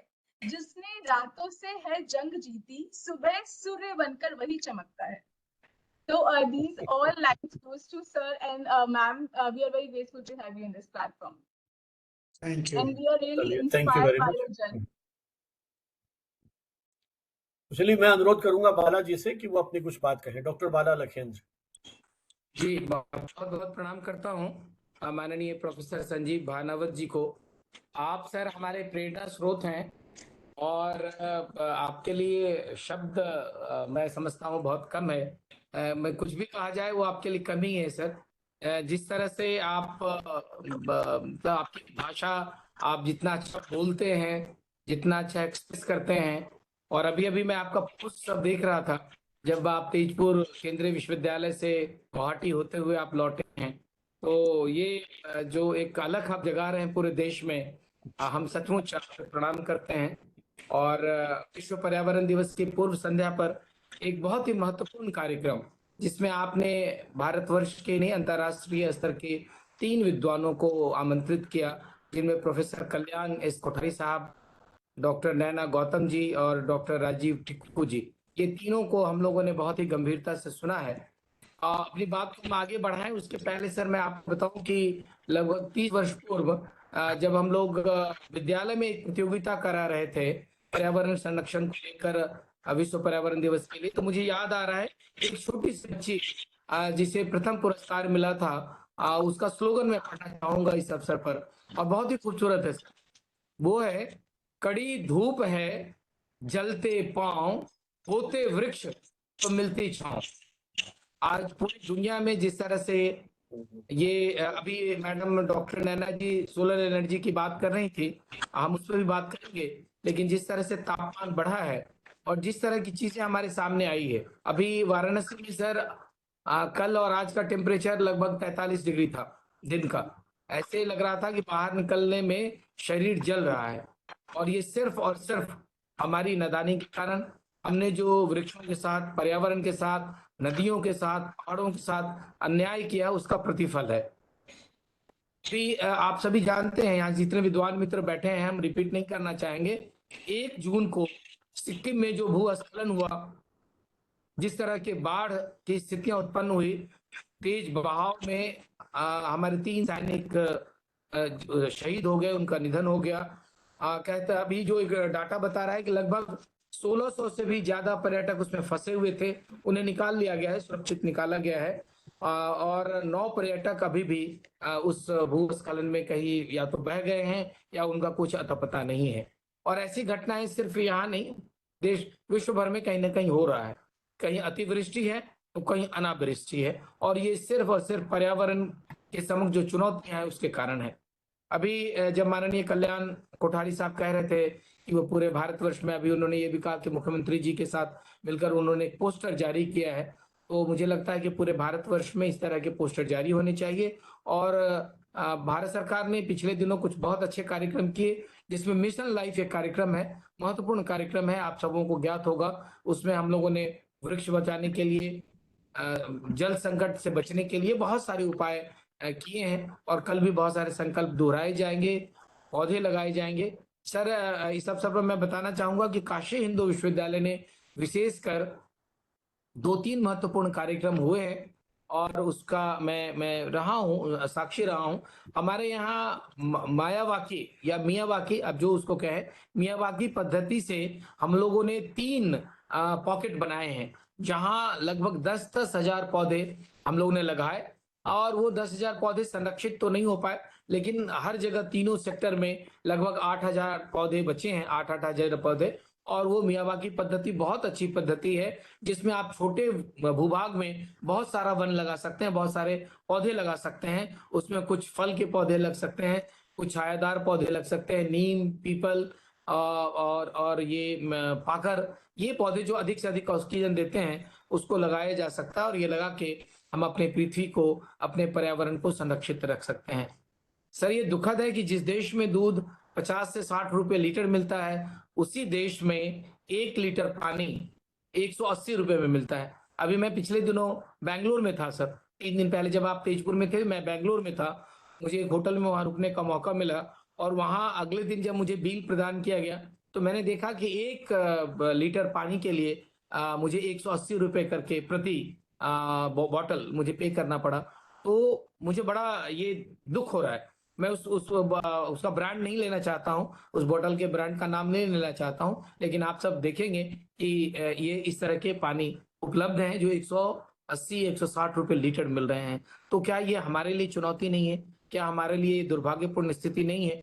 तो वर्षा जल को हम कैसे संचयित करें, कैसे हम वर्षा जल का संचयन करें, इसके लिए यद्यपि भारत सरकार काम कर रही है, और महानगरों में जो बड़े बड़े शहर हैं वहां पर ये स्पष्ट निर्देश जारी हुआ है कि जहां आपके फ्लैट्स हैं उसके जल, वर्षा जल के का संचयन आप करें, और इस पर काम भी हुआ है। और जल पुरुष राजेंद्र सिंह ने बहुत काम किया, राजस्थान से आप भी हैं सर, और माननीय कल्याण साहब भी हैं।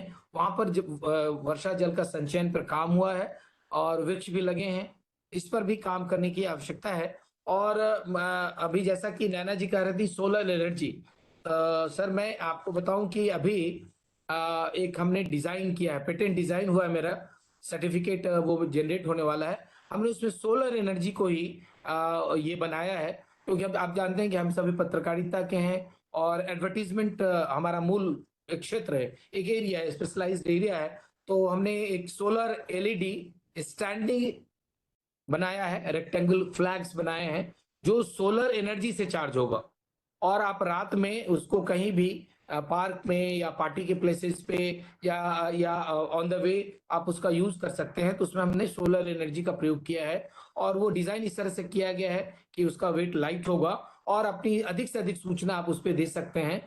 तो ये अभी हमने एक प्रयास किया था, पेटेंट के लिए हमने अभी अप्लाई भी किया हुआ है, और वो पहला राउंड का एग्जामिनेशन हो गया है, और संभव है कि बहुत जल्दी वो सर्टिफिकेट जनरेट हो जाएगा। तो जो नैना जी बता रही थी कि पूरे देश में ही नहीं, पूरी दुनिया भर में जहां भी ऐसे देश हैं जहां की सूरज है, तो हमें सूरज की एनर्जी को टैप करना चाहिए, जिससे कि हम फॉसिल फ्यूल जो है, खासतौर से जो हमारा पेट्रोलियम है, जो हमारा कोयला है, हम उसको बचा सकें, क्योंकि आने वाली पीढ़ी को देने के लिए हमारे पास कुछ नहीं होगा। अगर हम चाहते हैं कि आने वाली पीढ़ी के पास कुछ हम दे पाए, तो हमें इस दिशा में काम करना होगा, हमें सोलर एनर्जी को टैप करना होगा, और इसके लिए जन जागरूकता बढ़ाने की आवश्यकता है। अभी टिक्कू साहब बात कर रहे थे और बता रहे थे कि कैसे हम पत्रकारों को, विद्यार्थियों को इसमें शामिल कर सकते हैं, उसे आमंत्रित कर सकते हैं, कैसे हम उनको इंटर्नशिप के लिए करके और जागरूकता बढ़ा सकते हैं।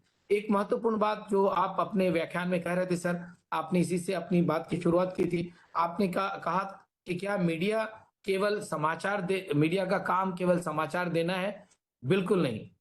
हमें याद है कि जब स्वतंत्रता आंदोलन में मीडिया ने अग्रणी भूमिका निभाई, और दुनिया भर के चीजों को लेके भारतवर्ष में अखबार निकाले गए, और दुनिया भर की स्थिति को हमने लोगों के सामने रखा, और फिर हमें आजादी मिली। तो आज मीडिया के सामने एक बहुत बड़ी चुनौती है, और चुनौती ये है, जैसा कि आपने कहा कि 80% लोग ही आज तक साक्षर हो पाए हैं, लेकिन हमारे जो दूसरे मीडिया है, दूसरे चैनल्स हैं, आपने कम्युनिटी रेडियो की बात की, कम्युनिटी मीडिया की बात की, तो उसके माध्यम से हम लोगों तक पहुंच सकते हैं, लोगों को जागरूक कर सकते हैं। अक्सर हम देखते हैं सर, हम लोगों ने एक मूवमेंट शुरू किया है कि हम जहां किसी पार्टी में जाते हैं, किसी समारोह में जाते हैं, तो हम देखते हैं कि पानी की जो बोतलें हैं, अगर आप आधा लीटर पानी, आजकल छोटे बोतल भी आ गए हैं, 200 ml का भी आ गया है, लेकिन 200 ml का पानी मिलने पर भी हम उसमें से 100 ml पी लेते हैं, और लगभग 100 ml या 50 ml छोड़ ही देते हैं। तो अब हमने शुरू किया है कि हम पार्टियों में, ऐसे समारोहों में लोगों को टोकना शुरू किया है कि अगर आप पानी ले रहे हैं तो आप उसे प्लीज फिनिश करिए, बिना फिनिश किए हुए मत फेंकिए, क्योंकि एक एक बूंद हमारा जो जल है, एक एक बूंद जो पानी है, वो प्रीसियस है। क्योंकि कहा गया है कि आने वाले दिनों में अगर तृतीय विश्व युद्ध होने की संभावना है तो वो जल के कारण ही है। अभी आपने देखा है, मैं देश का नाम नहीं लूंगा, लेकिन आपने अभी हाल में जो हमारे देश में बड़ी घटना हुई, तो हमने जल के माध्यम को ही अवरुद्ध करने की बात की थी। तो जल हमारे जीवन का एक प्रमुख स्रोत है, वन हमारे जीवन का प्रमुख स्रोत है। अभी मैं रांची भी गया था, रांची में मैं नेतरहाट गया सर। नेतरहाट बहुत ही खूबसूरत जगह है और नेतरहाट में के दोनों तरफ, रांची से नेतरहाट के जाने के मार्ग में वहाँ के जो झारखंड सरकार ने बहुत बड़ा काम किया है, व्यापकता के साथ उन्होंने वृक्षारोपण का काम किया है और इस दिशा में काम हो रहे हैं। अब मैं सिर्फ ये कहना चाहूंगा कि हम अपने व्यवहार परिवर्तन की बात जो टिप्पू साहब भी कर रहे थे, हम अपने व्यवहार परिवर्तन से, बस छोटी छोटी चीजों से हम बड़ी चीजें कर सकते हैं अगर हम अपने आदत में परिवर्तन लाए। मैं अक्सर अपने विद्यार्थियों से कहता हूं कि अगर आप कक्षा में हैं, कक्षा से बाहर जा रहे हैं, उसके बाद कक्षा कंटिन्यू नहीं है, तो आप अपना लाइट ऑफ कर दीजिए, बिजली ऑफ कर दीजिए। आप देखेंगे कि बहुत सारे प्रोफेसर्स बीएचयू में अपने कक्षा में वो नहीं है, वो बाहर जा रहे हैं कक्षा लेने के लिए, 45 मिनट 1 घंटे बाहर रहेंगे, तभी उनका एसी ऑन रहता है, तभी उनका पंखा ऑन रहता है, तभी उनका बल्ब ऑन रहता है। क्या हम अपने व्यवहार परिवर्तन से इस ये जो बेवजह का खर्च है उसे रोक नहीं सकते हैं? निश्चित रूप से हम रोक सकते हैं। तो आवश्यकता इस बात की है कि जो पढ़े लिखे लोग हैं, जो सक्षम लोग हैं, जो जागरूक लोग हैं, वो इस हल करें और हम सब मिलकर एक नए भारत की, एक नए विश्व की कामना करें। जब हम एसडीजी की बात करते हैं, सस्टेनेबल डेवलपमेंट डेवलपमेंट गोल की बात करें, तब हम एसडीजी पर आ गए हैं और हम कह रहे हैं कि 2030 तक सारी चीजें ठीक हो जाएगी, 2047 तक हमारा भारत समृद्ध हो जाएगा, सशक्त हो जाएगा, विकसित हो जाएगा। ये तभी संभव है जब हमारी मीडिया, आजकल तो गोदी मीडिया बहुत लोग कह रहे हैं, लेकिन मीडिया का बहुत बड़ा दायित्व है और मीडिया हर जगह काम भी कर रही है। ऐसा नहीं कि मीडिया एक तरफा है, लेकिन हमें आवश्यकता इस बात की है कि जो शिक्षाविद हैं उस दिशा में भी काम करें और खास तौर से पर्यावरण को संरक्षित करने के लिए। अगर पर्यावरण नहीं रहा तो हम नहीं रहेंगे, पौधे नहीं रहेंगे, घोंसले नहीं रहेंगे और फिर हमारी संस्कृति नहीं बचेगी, हम सब नहीं बचेंगे। बहुत बहुत धन्यवाद सर। पारा जी, बहुत बहुत धन्यवाद। आपने देश भर में जो कार्यक्रम किए जा रहे हैं उनकी जानकारी दी और आपने व्यक्तिगत रूप से जिस तरह से योगदान दिया, बस हमारी तो यही अपेक्षा है कि जो ये अभियान कल से शुरू हो रहा है, इसमें संभव हो तो आप बनारस से अपने जो विद्यार्थी हैं और भी जो विश्वविद्यालय जहां आपका संपर्क संवाद है उनको जोड़ें, ताकि अभियान भी एक सार्थक मोड़ पे पहुंच पाए। हमारे साथ गुवाहाटी के रॉयल यूनिवर्सिटी के प्रोफेसर सुरेश नाइक भी हैं। मैं अनुरोध करूंगा नाइक साहब, यदि आप भी इस अवसर पर कुछ अपनी टिप्पणी रखें। प्रोफेसर प्रणाम सर प्रणाम। हाँ सुरेश जी, वीडियो ऑन कीजिए ना अपना। सर वीडियो में थोड़ा सा बाहर हूँ सर, मार्केट की तरफ हूँ। अच्छा, बाहर हूँ तो सॉरी। लेकिन मैं आपको सुन रहा था और मेरे जो मित्र हैं बाला साहब जो है उनको भी सुन रहा था और मुझे बहुत खुशी हुई। कल्याणी सिंह कोठारी साहब को काफी दिन के बाद मैं देख रहा हूँ। सर को जो है वो शायद 14-15 साल के बाद देख रहा हूँ। तो मुझे बहुत ही अच्छा लग रहा है सर। मैं वही सोच रहा था कि यानी कि इतने अच्छे अच्छे विषयों के ऊपर और इतने अच्छे अच्छे जो विशेषज्ञ हैं उन लोगों को बुला के यानी कि संगोष्ठी का आयोजन करना, लोगों को जोड़ना अपने आप में एक बड़ा एक मैसेज देता है कि जो आप, ऐसा नहीं है कि जो सिर्फ आप यानी कि आप जो कंजर्वेशन डे का पालन कर रहे हैं, ऐसा नहीं है, या सस्टेनेबल डेवलपमेंट के ऊपर कर रहे हैं। बहुत सारे टॉपिक्स ऐसे प्रेसिंग इश्यूज के ऊपर आप बहुत सारे यानी कि इनवाइटेड स्पीकर्स को बुला के अच्छा ही काम कर रहे हैं सर। और हम लोग तो बहुत ही छोटे हैं, आपके यानी कि स्टूडेंट की तरह ही हैं, स्कॉलर ही हैं हमारे। और मैं सुन रहा था सर, बहुत अच्छा लगा and thank you so much sir, thank you so much. बस सुरेश जी, आपसे यही अनुरोध है कि जो आपकी यूनिवर्सिटी है गुवाहाटी की, सर और आप तो देश के अनेक विश्वविद्यालय में रहे हैं, सर तो उसकी डिटेल्स आप भेजेंगे तो आप वहाँ के जो आपके पुराने विद्यार्थी हैं उनको भी मोटिवेट करें, है ना सर। प्रयागराज से अंकित तिवारी जी अपनी बहुत सारी वेबिनार्स में जुड़े हैं और सक्रिय हैं। ये अंकित जी कुछ बात कहना चाहें अपनी?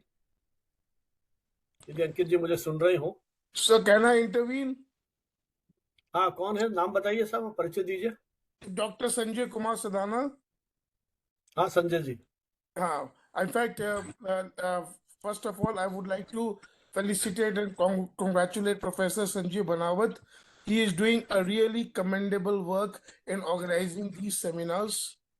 and I have been a regular listener to all these seminars. In fact, my video, there's an internet issue, so the internet is a bit down, so I'm not opening my video, but I'm a regular listener, and I find these webinars very, very useful. Another thing I would like to say, like sir had already mentioned, I'm basically a management, professor and a director of one of the institutes, but I'm as much a part of the media as I'm a part of management. And the topic which was today is a very important topic for the management students also. Right, and so a big congratulations, sir, on a webinar which is very useful, and of course all your webinars are really fantastic. Thank you very much Sanjay ji. आप भी अपने जो management के institutes हैं आपके यहाँ के, उनको इस अभियान के साथ जोड़िए, तो ये यात्रा और आगे बढ़ेगी। बिल्कुल जी सर, और कोई बोलना चाहते हैं? अंकित जी, ये पता नहीं अभी है कि नहीं है। Banawat sir, let me announce about certificate. Participants who have connected with us, kindly double click on the link I have shared in the chat box and generate your certificate.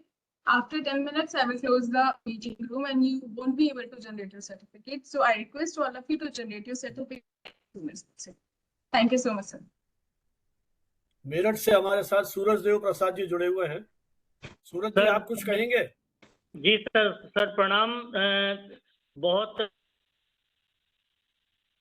वक्ताओं ने जो बात कही सर, वो बहुत मतलब मानक रहा और बहुत ज्ञानवर्धक रहा। कुछ प्रश्न जो बहुत लंबे समय से दिमाग में चक्कर काटते रहे हैं कि जिन पढ़ेकों से हमें अपेक्षा है कि वो जागरूकता फैलाएंगे या जागरूक होंगे, बाला वही लोग जागरूक नहीं हो पा रहे हैं। जैसे कहते हैं कि सोए हुए को तो जगाना आसान है, लेकिन जो जाग रहा है उसे कैसे जगाएंगे, वो बड़ा कठिन प्रश्न है। कि और इसके साथ साथ सर आम आदमी को कैसे जगाएं। और मैं समझ रहा हूँ लंबे समय से लिखना पढ़ना, मीडिया में तमाम तरह की बातें पर्यावरण को लेकर के होती रही हैं और करते रहे हैं, लेकिन एक बड़े पैमाने पे ऐसा कोई एक सेक्टर नहीं दिखाई देता जहां से हम कह सके कि जैसे 1947 के बाद से कोई एक ऐसी समस्या जिस पे हमने 100% काबू पाई हो। जैसे उदाहरण के लिए हम कहते हैं कि हमने पोलियो पे काबू पा लिया, लेकिन क्या जल प्रदूषण, वायु प्रदूषण या तमाम तरह के जितने भी वृक्षों का कटान है, इसमें से कोई भी डाटा ऐसा नहीं मिलता जिसमें हम कह सके कि हाँ यहाँ पे हमने रोक लिया है या हमने अब सुधार किया है। ऐसा कोई आंकड़ा नहीं मतलब मुझे दिखाई देता कि इस सेक्टर में हम कह सकते हैं कि हाँ हमें यहाँ पे पूर्णतः सफलता मिली। मधुमक्खियां सर लगातार मर रही हैं, जो पादप के लिए, जो प्राणी जगत के लिए बहुत अनिवार्य सेक्टर है। अत्यधिक जो कीटनाशक का उपयोग किया जा रहा है। सर जल संरक्षण की बात जब मैं करता हूं कि बूंद बूंद को बचाया जाना चाहिए, यहाँ पे मैं पश्चिमी उत्तर प्रदेश के तमाम मतलब 200 किलोमीटर के रेडियस में मैं जब घूमता हूँ सर, तो देखता हूँ कि जो नलकूप लगे हुए हैं जो भूमिगत भूगर्भ जल का दोहन कर रहे हैं, हर एक 50 मीटर पे सर बड़ा बड़ा मतलब वो नलकूप लगा हुआ है जो बिजली से चल रहा है। और मतलब कितना लाखों लीटर पानी जो जमीन का है वो सब जो है सिंचाई में और तमाम चीजों में इस्तेमाल कर दिए हैं। तो मुझे लगता है हम एक तरफ बूंद बचाने की बात कर रहे हैं और यहाँ पे 12 मेरठ जिले में ही सर 12 जो है जिसमें से 5 जो है वो डार्क जोन में चले गए हैं और एक भी ऐसा जोन दिखाई नहीं दिया मुझे पिछले 10 सालों में कि जिसमें हम ये कह सकते हैं कि इस जोन में हमें सफलता मिली है रेन वाटर हार्वेस्टिंग के थ्रू है। तमाम चीजें, तमाम हमारे बहुत सारे मित्र गण हैं जो पर्यावरण पे काम कर रहे हैं, काली नदी को बचाने का अभियान हो या तमाम चीजें, लेकिन कहीं भी एक भी ऐसी खबर नहीं आती पॉजिटिव की जिसमें हम कह सकते दावे के साथ कि हाँ राजेंद्र सिंह जी का जो एक काम था राजस्थान में, निश्चित रूप से उन्होंने बहुत बड़ा काम किया था। उस लेवल पे और भी बहुत जो ग्राउंड लेवल पे आना चाहिए वो सर दिखाई नहीं देता। तो सर थोड़ा सा हमें बताएंगे अब क्या ऐसा कोई आंकड़ा है सर जिसमें कि हम कह सकते हैं कि हाँ ये सुखद आंकड़ा है, हाँ इसमें हमें सुधार किया पर्यावरण को लेकर के? राजीव जी।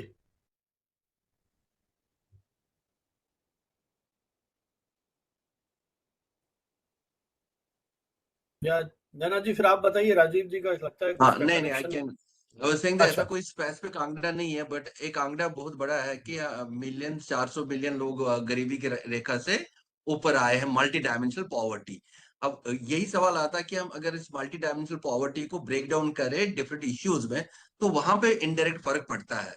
बट लेकिन हमारा जो डाटा कलेक्शन वाला सिस्टम है वो बड़ा पुराना है, तो हम पुराने हिसाब से ही चले जा रहे हैं। So it's very difficult to the data crunching unless we use now new technology and new means of doing it. तो ये एक चीज है। अब मैं सिर्फ दिल्ली की बात करता हूँ। जब हम 20 साल पहले दिल्ली में आए थे, तो दिल्ली में ऑनेस्टली कह रहा हूँ मैं, 20 किलोमीटर अगर हम स्कूटर ड्राइव करते थे तो मुंह पे सूट की एक परत जमती थी जो हमें साफ करनी पड़ती थी। प्री सीएनजी की बात कर रहा हूँ मैं। जी तो जी लेकिन जी जी। फर्क तो आया है, लेकिन पॉपुलेशन भी उतनी बड़ी है, तो वो फर्क दिख नहीं रहा। पर कैपिटा पोल्यूशन कम हुआ होगा, but overall in absolute numbers it has increased. So ये पॉपुलेशन भी बढ़ी जा रही है, माइग्रेशन बढ़ रही है दिल्ली में, तो वी कांट से कि overall in absolute numbers pollution has decrease, तो ये कह नहीं सकते बढ़ गई है। But in terms of per capita I would say definitely जो हमारी एनेक्डोटल एविडेंस है, फर्क आया हुआ है। सर लेकिन देखिए, एक इंस्टीट्यूट का मेरे पास एक डेटा है जिसमें 1995 में या 2005 में वहाँ पे एक एसी हुआ करता था। आज वहाँ पे 1000 एसी हैं। अब हमारे घर में भी एसी है, मेरे कार में भी एसी है, मेरे ऑफिस में भी एसी है। इस तरह से नंबर ऑफ एसी बढ़ते चले जा रहे हैं। जो पॉपुलेशन है टोटल उसकी जो एनर्जी कंजम्पशन वो बढ़ रहा है। और उसके मुकाबले यदि हम ट्रीज की बात करें सर, कि क्या एक आम आदमी पेड़ लगा रहा नहीं लगा रहा सर? चंद लोग हैं जो जन्मदिन के अवसर पे या कुछ ऐसा पर्यावरण के प्रति उनके भीतर जागरूकता हो, मुझे लगता है 0.5% होंगे या 1% होंगे, उससे ज्यादा नहीं सर। तो उसको कैसे, दिल्ली में देखिए सर, आप देखिए गगनचुंबी इमारतें हैं, केवल एसी। नोएडा में मैं जाता हूँ तो एसी चार, तो ऐसा भभका निकलता गर्मी में सही कि बात। मतलब मुझे लग रहा है ये टेम्परेचर सर 55 डिग्री जाएगा। तूफान जो है लगातार बढ़ेंगे और अंत में सर वही होगा कि हम साथ साथ जिएंगे नहीं, साथ जरूर वाली कहानी। मुझे तो यही लग रहा है सर। नहीं, इतना भी निराश होने की जरूरत नहीं है। हालात खराब है, लेकिन सोल्यूशन भी निकल रहे हैं। मैं अभी एक खबर देख रहा था अखबार में सर, बानावत सर, वो जैकेट एक बना हुआ जो एसी जैकेट है। तो वो जैकेट में ही वो एसी का भी काम करता है, पंखे लगे हैं उसमें छोटे छोटे साइड में। तो इनोवेशन भी हो रहा, सोल्यूशन भी आ रहे हैं। बट क्या होता है, जैसे जैसे आपने कहा अभी सब लोग एसी लगा रहे हैं, तो हीट कॉरिडोर्स बन रहे हैं। मकान में ठंड जी, है लेकिन गली में गर्मी है, में तो गर्मी। वो वाले इश्यूज हो रहे हैं। वही मतलब वही है कि मतलब हम जो जागरूक लोग हैं, जो पढ़े लिखे या मीडिया के लोग हैं, ऐसा हम लोग क्या लिखे? मतलब मैं कई बार लिखता हूँ तो मुझे लगता है सब कहेंगे कि वही बातें बार बार रिपीट हो रही है। तो फिर मुझे लगता है कि लिखने से ज्यादा शायद अब टाइम आ गया करने का, जिसमें हम जो लोग आज के वक्ताओं में भी सब शामिल रहे और सब लोग हैं जो काम कर रहे हैं जमीन उतर के। हम सब आम आदमी जब उतर के काम करेंगे तभी मुझे, लेकिन सरकार भी वैसी कर रही है सर। लेकिन अभी सूरज गंगा जी की पट्टी मेरी पे उसके चार सूरज जी अब बदलाव मुझे लग रहा है आ रहा है। जैसे आप समारोह में जाते हैं, आजकल जी गमले जी भेंट करने की परंपरा शुरू हो गई है, ताकि उस गमले के पेड़ को आप घर ले जाएं और उसको घर में रखें, है ना। इसी तरह से जैसे हम लोग जाते हैं यूनिवर्सिटीज के इंस्पेक्शन पे कई बार, तो वहां पर उनसे पेड़ लगवाते हैं। तो ये छोटे छोटे जो ओकेजन है ना, जैसे अभी चैट बॉक्स में आशीष ने लिखा कल मेरा बर्थडे में एक पेड़ लगाता हूँ, है ना। एक पेड़ माँ के नाम, अखबारों ने अभियान शुरू किया। आज का हाँ हाँ टाइम्स ऑफ इंडिया देखिए, एक बहुत बड़ा एड छपा है। कल वो ऐसी स्टोरीज छाप रहे हैं उसमें जो कहीं इस तरह की मोटिवेशनल होंगी, और उन्होंने पब्लिक को आह्वान किया है कि हमारे साथ आप इन चीजों को शेयर कीजिए। तो ये जो वैचारिक इन्वेस्टमेंट है ना, ये एक दिन में नहीं होता है। इसके लिए लगातार आपको सतत प्रयत्न करना होता है। और जैसे आप लोगों के हाथ में जो लीडरशिप है, तो आप इस लीडरशिप को कैसे स्टूडेंट्स के माध्यम से और मोटिवेट करते हैं। आपके एनएसएस के यूनिट्स हैं, वो पेड़ लगवा रहे हैं, वो भी, है ना। तो ऐसा नहीं है कि पूरा, क्योंकि अब ये भी है कि जितनी पेड़ की मात्रा है उससे अधिक ज्यादा चुनौतियां हमारे सामने आ रही हैं। तो इनको एक अभियान के रूप में हमें बनाना पड़ेगा। और यही जो हम आयोजन कर रहे हैं, इसके पीछे यही धारणा है। आप सब मित्रों ने इतने उदाहरण दिए, इतने सारे अपनी बातें कही, इसके पीछे एक जागरूकता, है ना।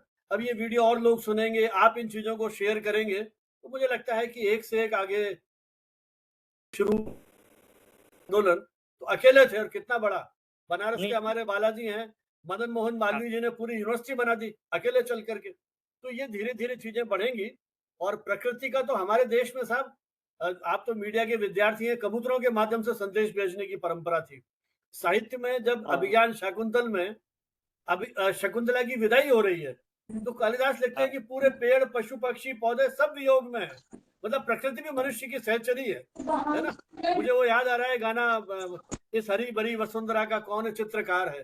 तो प्रकृति तो उपहार है आपके लिए, इसको बचाने के लिए सामूहिक प्रयास आपको करने होंगे, है ना? तो कोशिश कीजिए और जो अपने प्रश्न हैं, चिंताएं हैं, उसी में ही कहीं मुझे लगता है कि समाधान है। और हमारी तो यही आपसे अनुरोध है कि ये जो अभियान चलाया है, आप भी मेरठ की उस यूनिवर्सिटी में हैं और उसमें अपने विद्यार्थियों को जोड़िए, उनको मोटिवेट कीजिए। जब विद्यार्थी वीडियोस बनाएंगे अपने यूट्यूब के लिए, देखिए कितनी अपॉर्चुनिटीज उनके पास है। जैसा राजीव जी ने बताया आपको कि एम्बेसीज के साथ ट्रेनिंग करने का उनको एक मौका मिल सकता है और पेड इंटर्नशिप है। तो जो ऐसे सृजनात्मक और रचनात्मक प्रतिभा के धनी है ना, हर व्यक्ति अपने अपने हिसाब से कंट्रीब्यूट कर रहा है। तो हम भी सोसाइटी में जो हमारी जिम्मेदारी है उसे समझें और पूरी इस युवा शक्ति को आगे लेकर के आए और आप लोग भी उनके साथ जुड़िए। तो मुझे लगता है कि इस संकट का समाधान मिलेगा। निश्चित रूप से सर, निश्चित रूप से सकारात्मक रूप से ही सोचते हुए जो लोग सब लोग कर रहे हैं, उन सबको बहुत धन्यवाद सर। वो एक कवि ने कहा है ना, नर हो न निराश करो मन को। तो निराश मत होइए, सकारात्मक ऊर्जा से ही अपनी उस यात्रा को आगे रखें, है ना? तो ये जुनून है ना। और मैंने शुरू में कहा, राजीव जी ने भी कहा कि कोठारी जी ने जब ये ऑल इंडिया मीडिया एजुकेटर की परिकल्पना मेरे सामने रखी, मैंने कहा साहब मुझे नहीं लगता है कि अपन कर पाएंगे। लेकिन कहाँ से संसाधन जुटा लिए। मेरे एक मित्र है जयपुर में, हनु रोज, वो फिल्म फेस्टिवल के लिए मेरे पास आए। मुझे लगा ये एक अभी लखनऊ से पढ़ करके विद्यार्थी आए, क्या करेगा। और उन्होंने साहब इतने फिल्म फेस्टिवल कर लिए जयपुर में और इतने कलाकारों को, जया बच्चन को बुलाया, प्रेम चोपड़ा को बुलाया, कितने कलाकार उनके उसमें आ गए और आज तो वो इंटरनेशनली एस्टेब्लिश फेस्टिवल हो गया। तो आपको केवल एक स्टेप आगे बढ़ाने की देर है, कारवां जुड़ता जाएगा। जो राजीव जी ने अभी उस अपनी उनको चंद पंक्तियों में कोठारी जी के लिए कहा था, मैं तो प्रत्यक्ष उसको देख ही रहा हूँ। हमने विधायकों को, एमएलए को बुलाया, 15 एमएलए को लेकर के हम गए और उनको दिखाया उनकी स्कीम्स की क्या हालत है। और उसकी परेशानी को मैं जानता हूँ। कोठारी जी का स्वास्थ्य ठीक नहीं था, जयपुर से कोऑर्डिनेट कर रहे थे, है ना। तो ये सारी चुनौतियां आएंगी, रास्ता आसान नहीं है, लेकिन ऐसे ही बढ़ेंगे। लेकिन आपने पार्टिसिपेट किया, अपनी बात रखी, बहुत बहुत आभार। चलिए, मुझे लगता है करीब 1.5 घंटे का समय। सर, माननीय राजीव टिक्कू साहब से एक प्रश्न है। आपने कहा कि आप विद्यार्थियों के लिए पेड इंटर्नशिप की व्यवस्था करेंगे। मेरा अनुरोध है कि आप ऐसे शिक्षकों के लिए जो मीडिया शिक्षक हैं पूरे देश भर के, उनके लिए भी अगर आप 15 दिन 1 महीने का कोई कार्यशाला या शॉर्ट टर्म कार्यशाला ही, क्योंकि अभी पिछले दिनों तूतीकोरिन एक जगह है सर, जहां वहां पर मोतियों, वो कहते हैं पर्ल हब है, वो वहां पर उन्होंने पत्रकारों के लिए एक वीक का कार्यशाला किया था, जिसमें वो समुद्र की पारिस्थितिकी, इकोसिस्टम ऑफ द सी, उसके बारे में उन्होंने प्रशिक्षित किया। मेरा अनुरोध है कि राजीव जी, यदि आप शिक्षकों के लिए अगर कुछ कार्यशाला वगैरह, जो मीडिया के शिक्षक हैं इसमें इंटरेस्टेड हैं इन्वायरमेंटल जर्नलिज्म के को लेकर, तो अगर आप करें तो हम लोग आपके साथ होंगे। वैसे हमारे विद्यार्थी आपके यहाँ निश्चित रूप से जो आपने इंटर्नशिप की बात की है, we will inspire our student to join you and to help the country, help the nation, and help the world on the way to environmental conservation. Right. Yes, sir. So thank you, sir. I'll talk to you bilaterally also on how to take this forward. अलग से भी बात करेंगे इस पे, तो फिर चर्चा करके देखते हैं क्या पॉसिबिलिटीज है। जी सर, बहुत बहुत धन्यवाद, बहुत बहुत धन्यवाद सर। Ji, thank you. चलिए अब इसको अपन समापन की ओर ले जाते हैं। मैं भारतीय विद्यापीठ के स्कूल ऑफ जर्नलिज्म की हेड डॉक्टर आयुषी सचदेवा चोपड़ा, उनसे अनुरोध करूंगा आभार प्रदर्शन के लिए और बधाई भी देना चाहूंगा। कल ही उनको अपनी पीएचडी की उपाधि मिली है और डॉक्टरेट हो गई है। वो बहुत लंबे समय से तैयारी कर रही थी इस पीएचडी के लिए, कई तरह की बाधाएं आई, मैं तो उसका प्रत्यक्ष दृष्टा हूं, लेकिन अंत भला तो सब भला, अंततः उनको डिग्री मिली। और उसके बाद डॉक्टर आयुषी बनने के बाद उनका ये पहला कार्यक्रम है। मैं उनसे अनुरोध करूंगा कि वो वोट ऑफ थैंक्स प्रपोज करें। Doctor Ayushi. Very good evening to all the panelists over here, Professor Sanjeev Bhanawat sir and all my audience. तो पहले मैं संजीव भनावत सर का इस बार शुक्रिया अदा करूंगी कि सर मेरे को जो अचीवमेंट मिली है, it is because of you and your inspiration. So you are my mentor. Apart from this, it was a very insightful session that has been given by all the three experts, Rajiv sir, Naina ma'am, and Kothari sir. So you actually did justice to this session and briefed us about the ethicalities and all in very detail. So thank you on behalf of Communication Today and Bharatiya Vidyapeeth. All my audience for joining us. Keep joining to get knowledge from the experts who have been in the industry from so past and sharing their experiences. To Sanjeev Bhanawat sir and MN Huda sir, who has visioned this webinar and made learning possible at every corner. कहीं भी हैं हम sir, इस समय में रास्ते में हूँ, बट स्टिल आप हर लर्निंग प्रोसेस को आपने, और जिन एक्सपर्ट्स को हमने कभी शायद कहीं ना कहीं किसी ना किसी अचीवमेंट्स में, सेलिब्रेशंस में देखा है, उनको हमारे तक लाने के लिए बहुत बहुत धन्यवाद sir. And thank you to my back end team for making this webinar possible. Thank you to all. चलिए सब, मेरी ओर से भी सबको बहुत बहुत आयुषी जी आपको बधाई, बहुत बधाई. Thank you so much sir, thank you so much जी. चलिए हमारी ओर से भी बहुत बहुत धन्यवाद, और अगले ऐसे ही किसी विषय पर चर्चा करेंगे. सोशल मीडिया के थ्रू आपको जानकारी देंगे. आप हमारा जो व्हाट्सएप ग्रुप है उसको ज्वाइन करें, सूचना तुरंत मिलती रहेंगी. करीब 950 पार्टिसिपेंट्स हमारे उसमें जुड़ चुके हैं व्हाट्सएप ग्रुप में, जो हमने इस वेबिनार के लिए बनाया है. और सोशल मीडिया का जो हम आपको भेजते हैं इन्विटेशन, उसमें वो सारे उसके लिंक दिए हुए हैं. और हमारा यूट्यूब चैनल भी आप ज्वाइन करें, जैसा मैंने अनुरोध किया था. इस अभियान को आप अपनी टिप्पणियों से और आगे बढ़ाएं. और हमारे जितने भी इसमें जिन्होंने भी इसमें हस्तक्षेप किया इस चर्चा के अंदर, मैं उनके प्रति भी अपना आभार प्रकट करता हूं कि उन्होंने इस पूरी चर्चा को और अधिक वैचारिक समृद्धि प्रदान की. ये यात्रा ऐसे ही चलती रहेगी. आपको एक बार पुनः पर्यावरण दिवस की बहुत बहुत शुभकामनाएं. हम सभी प्रकृति के संरक्षण को संवाहक बने और इस दुनिया को खुशहाल बनाने में अपना विनम्र योगदान दें. इन शब्दों के साथ जय हिंद, जय भारत. बहुत बहुत प्रणाम. जी जी. प्रणाम. जिन पार्टिसिपेंट को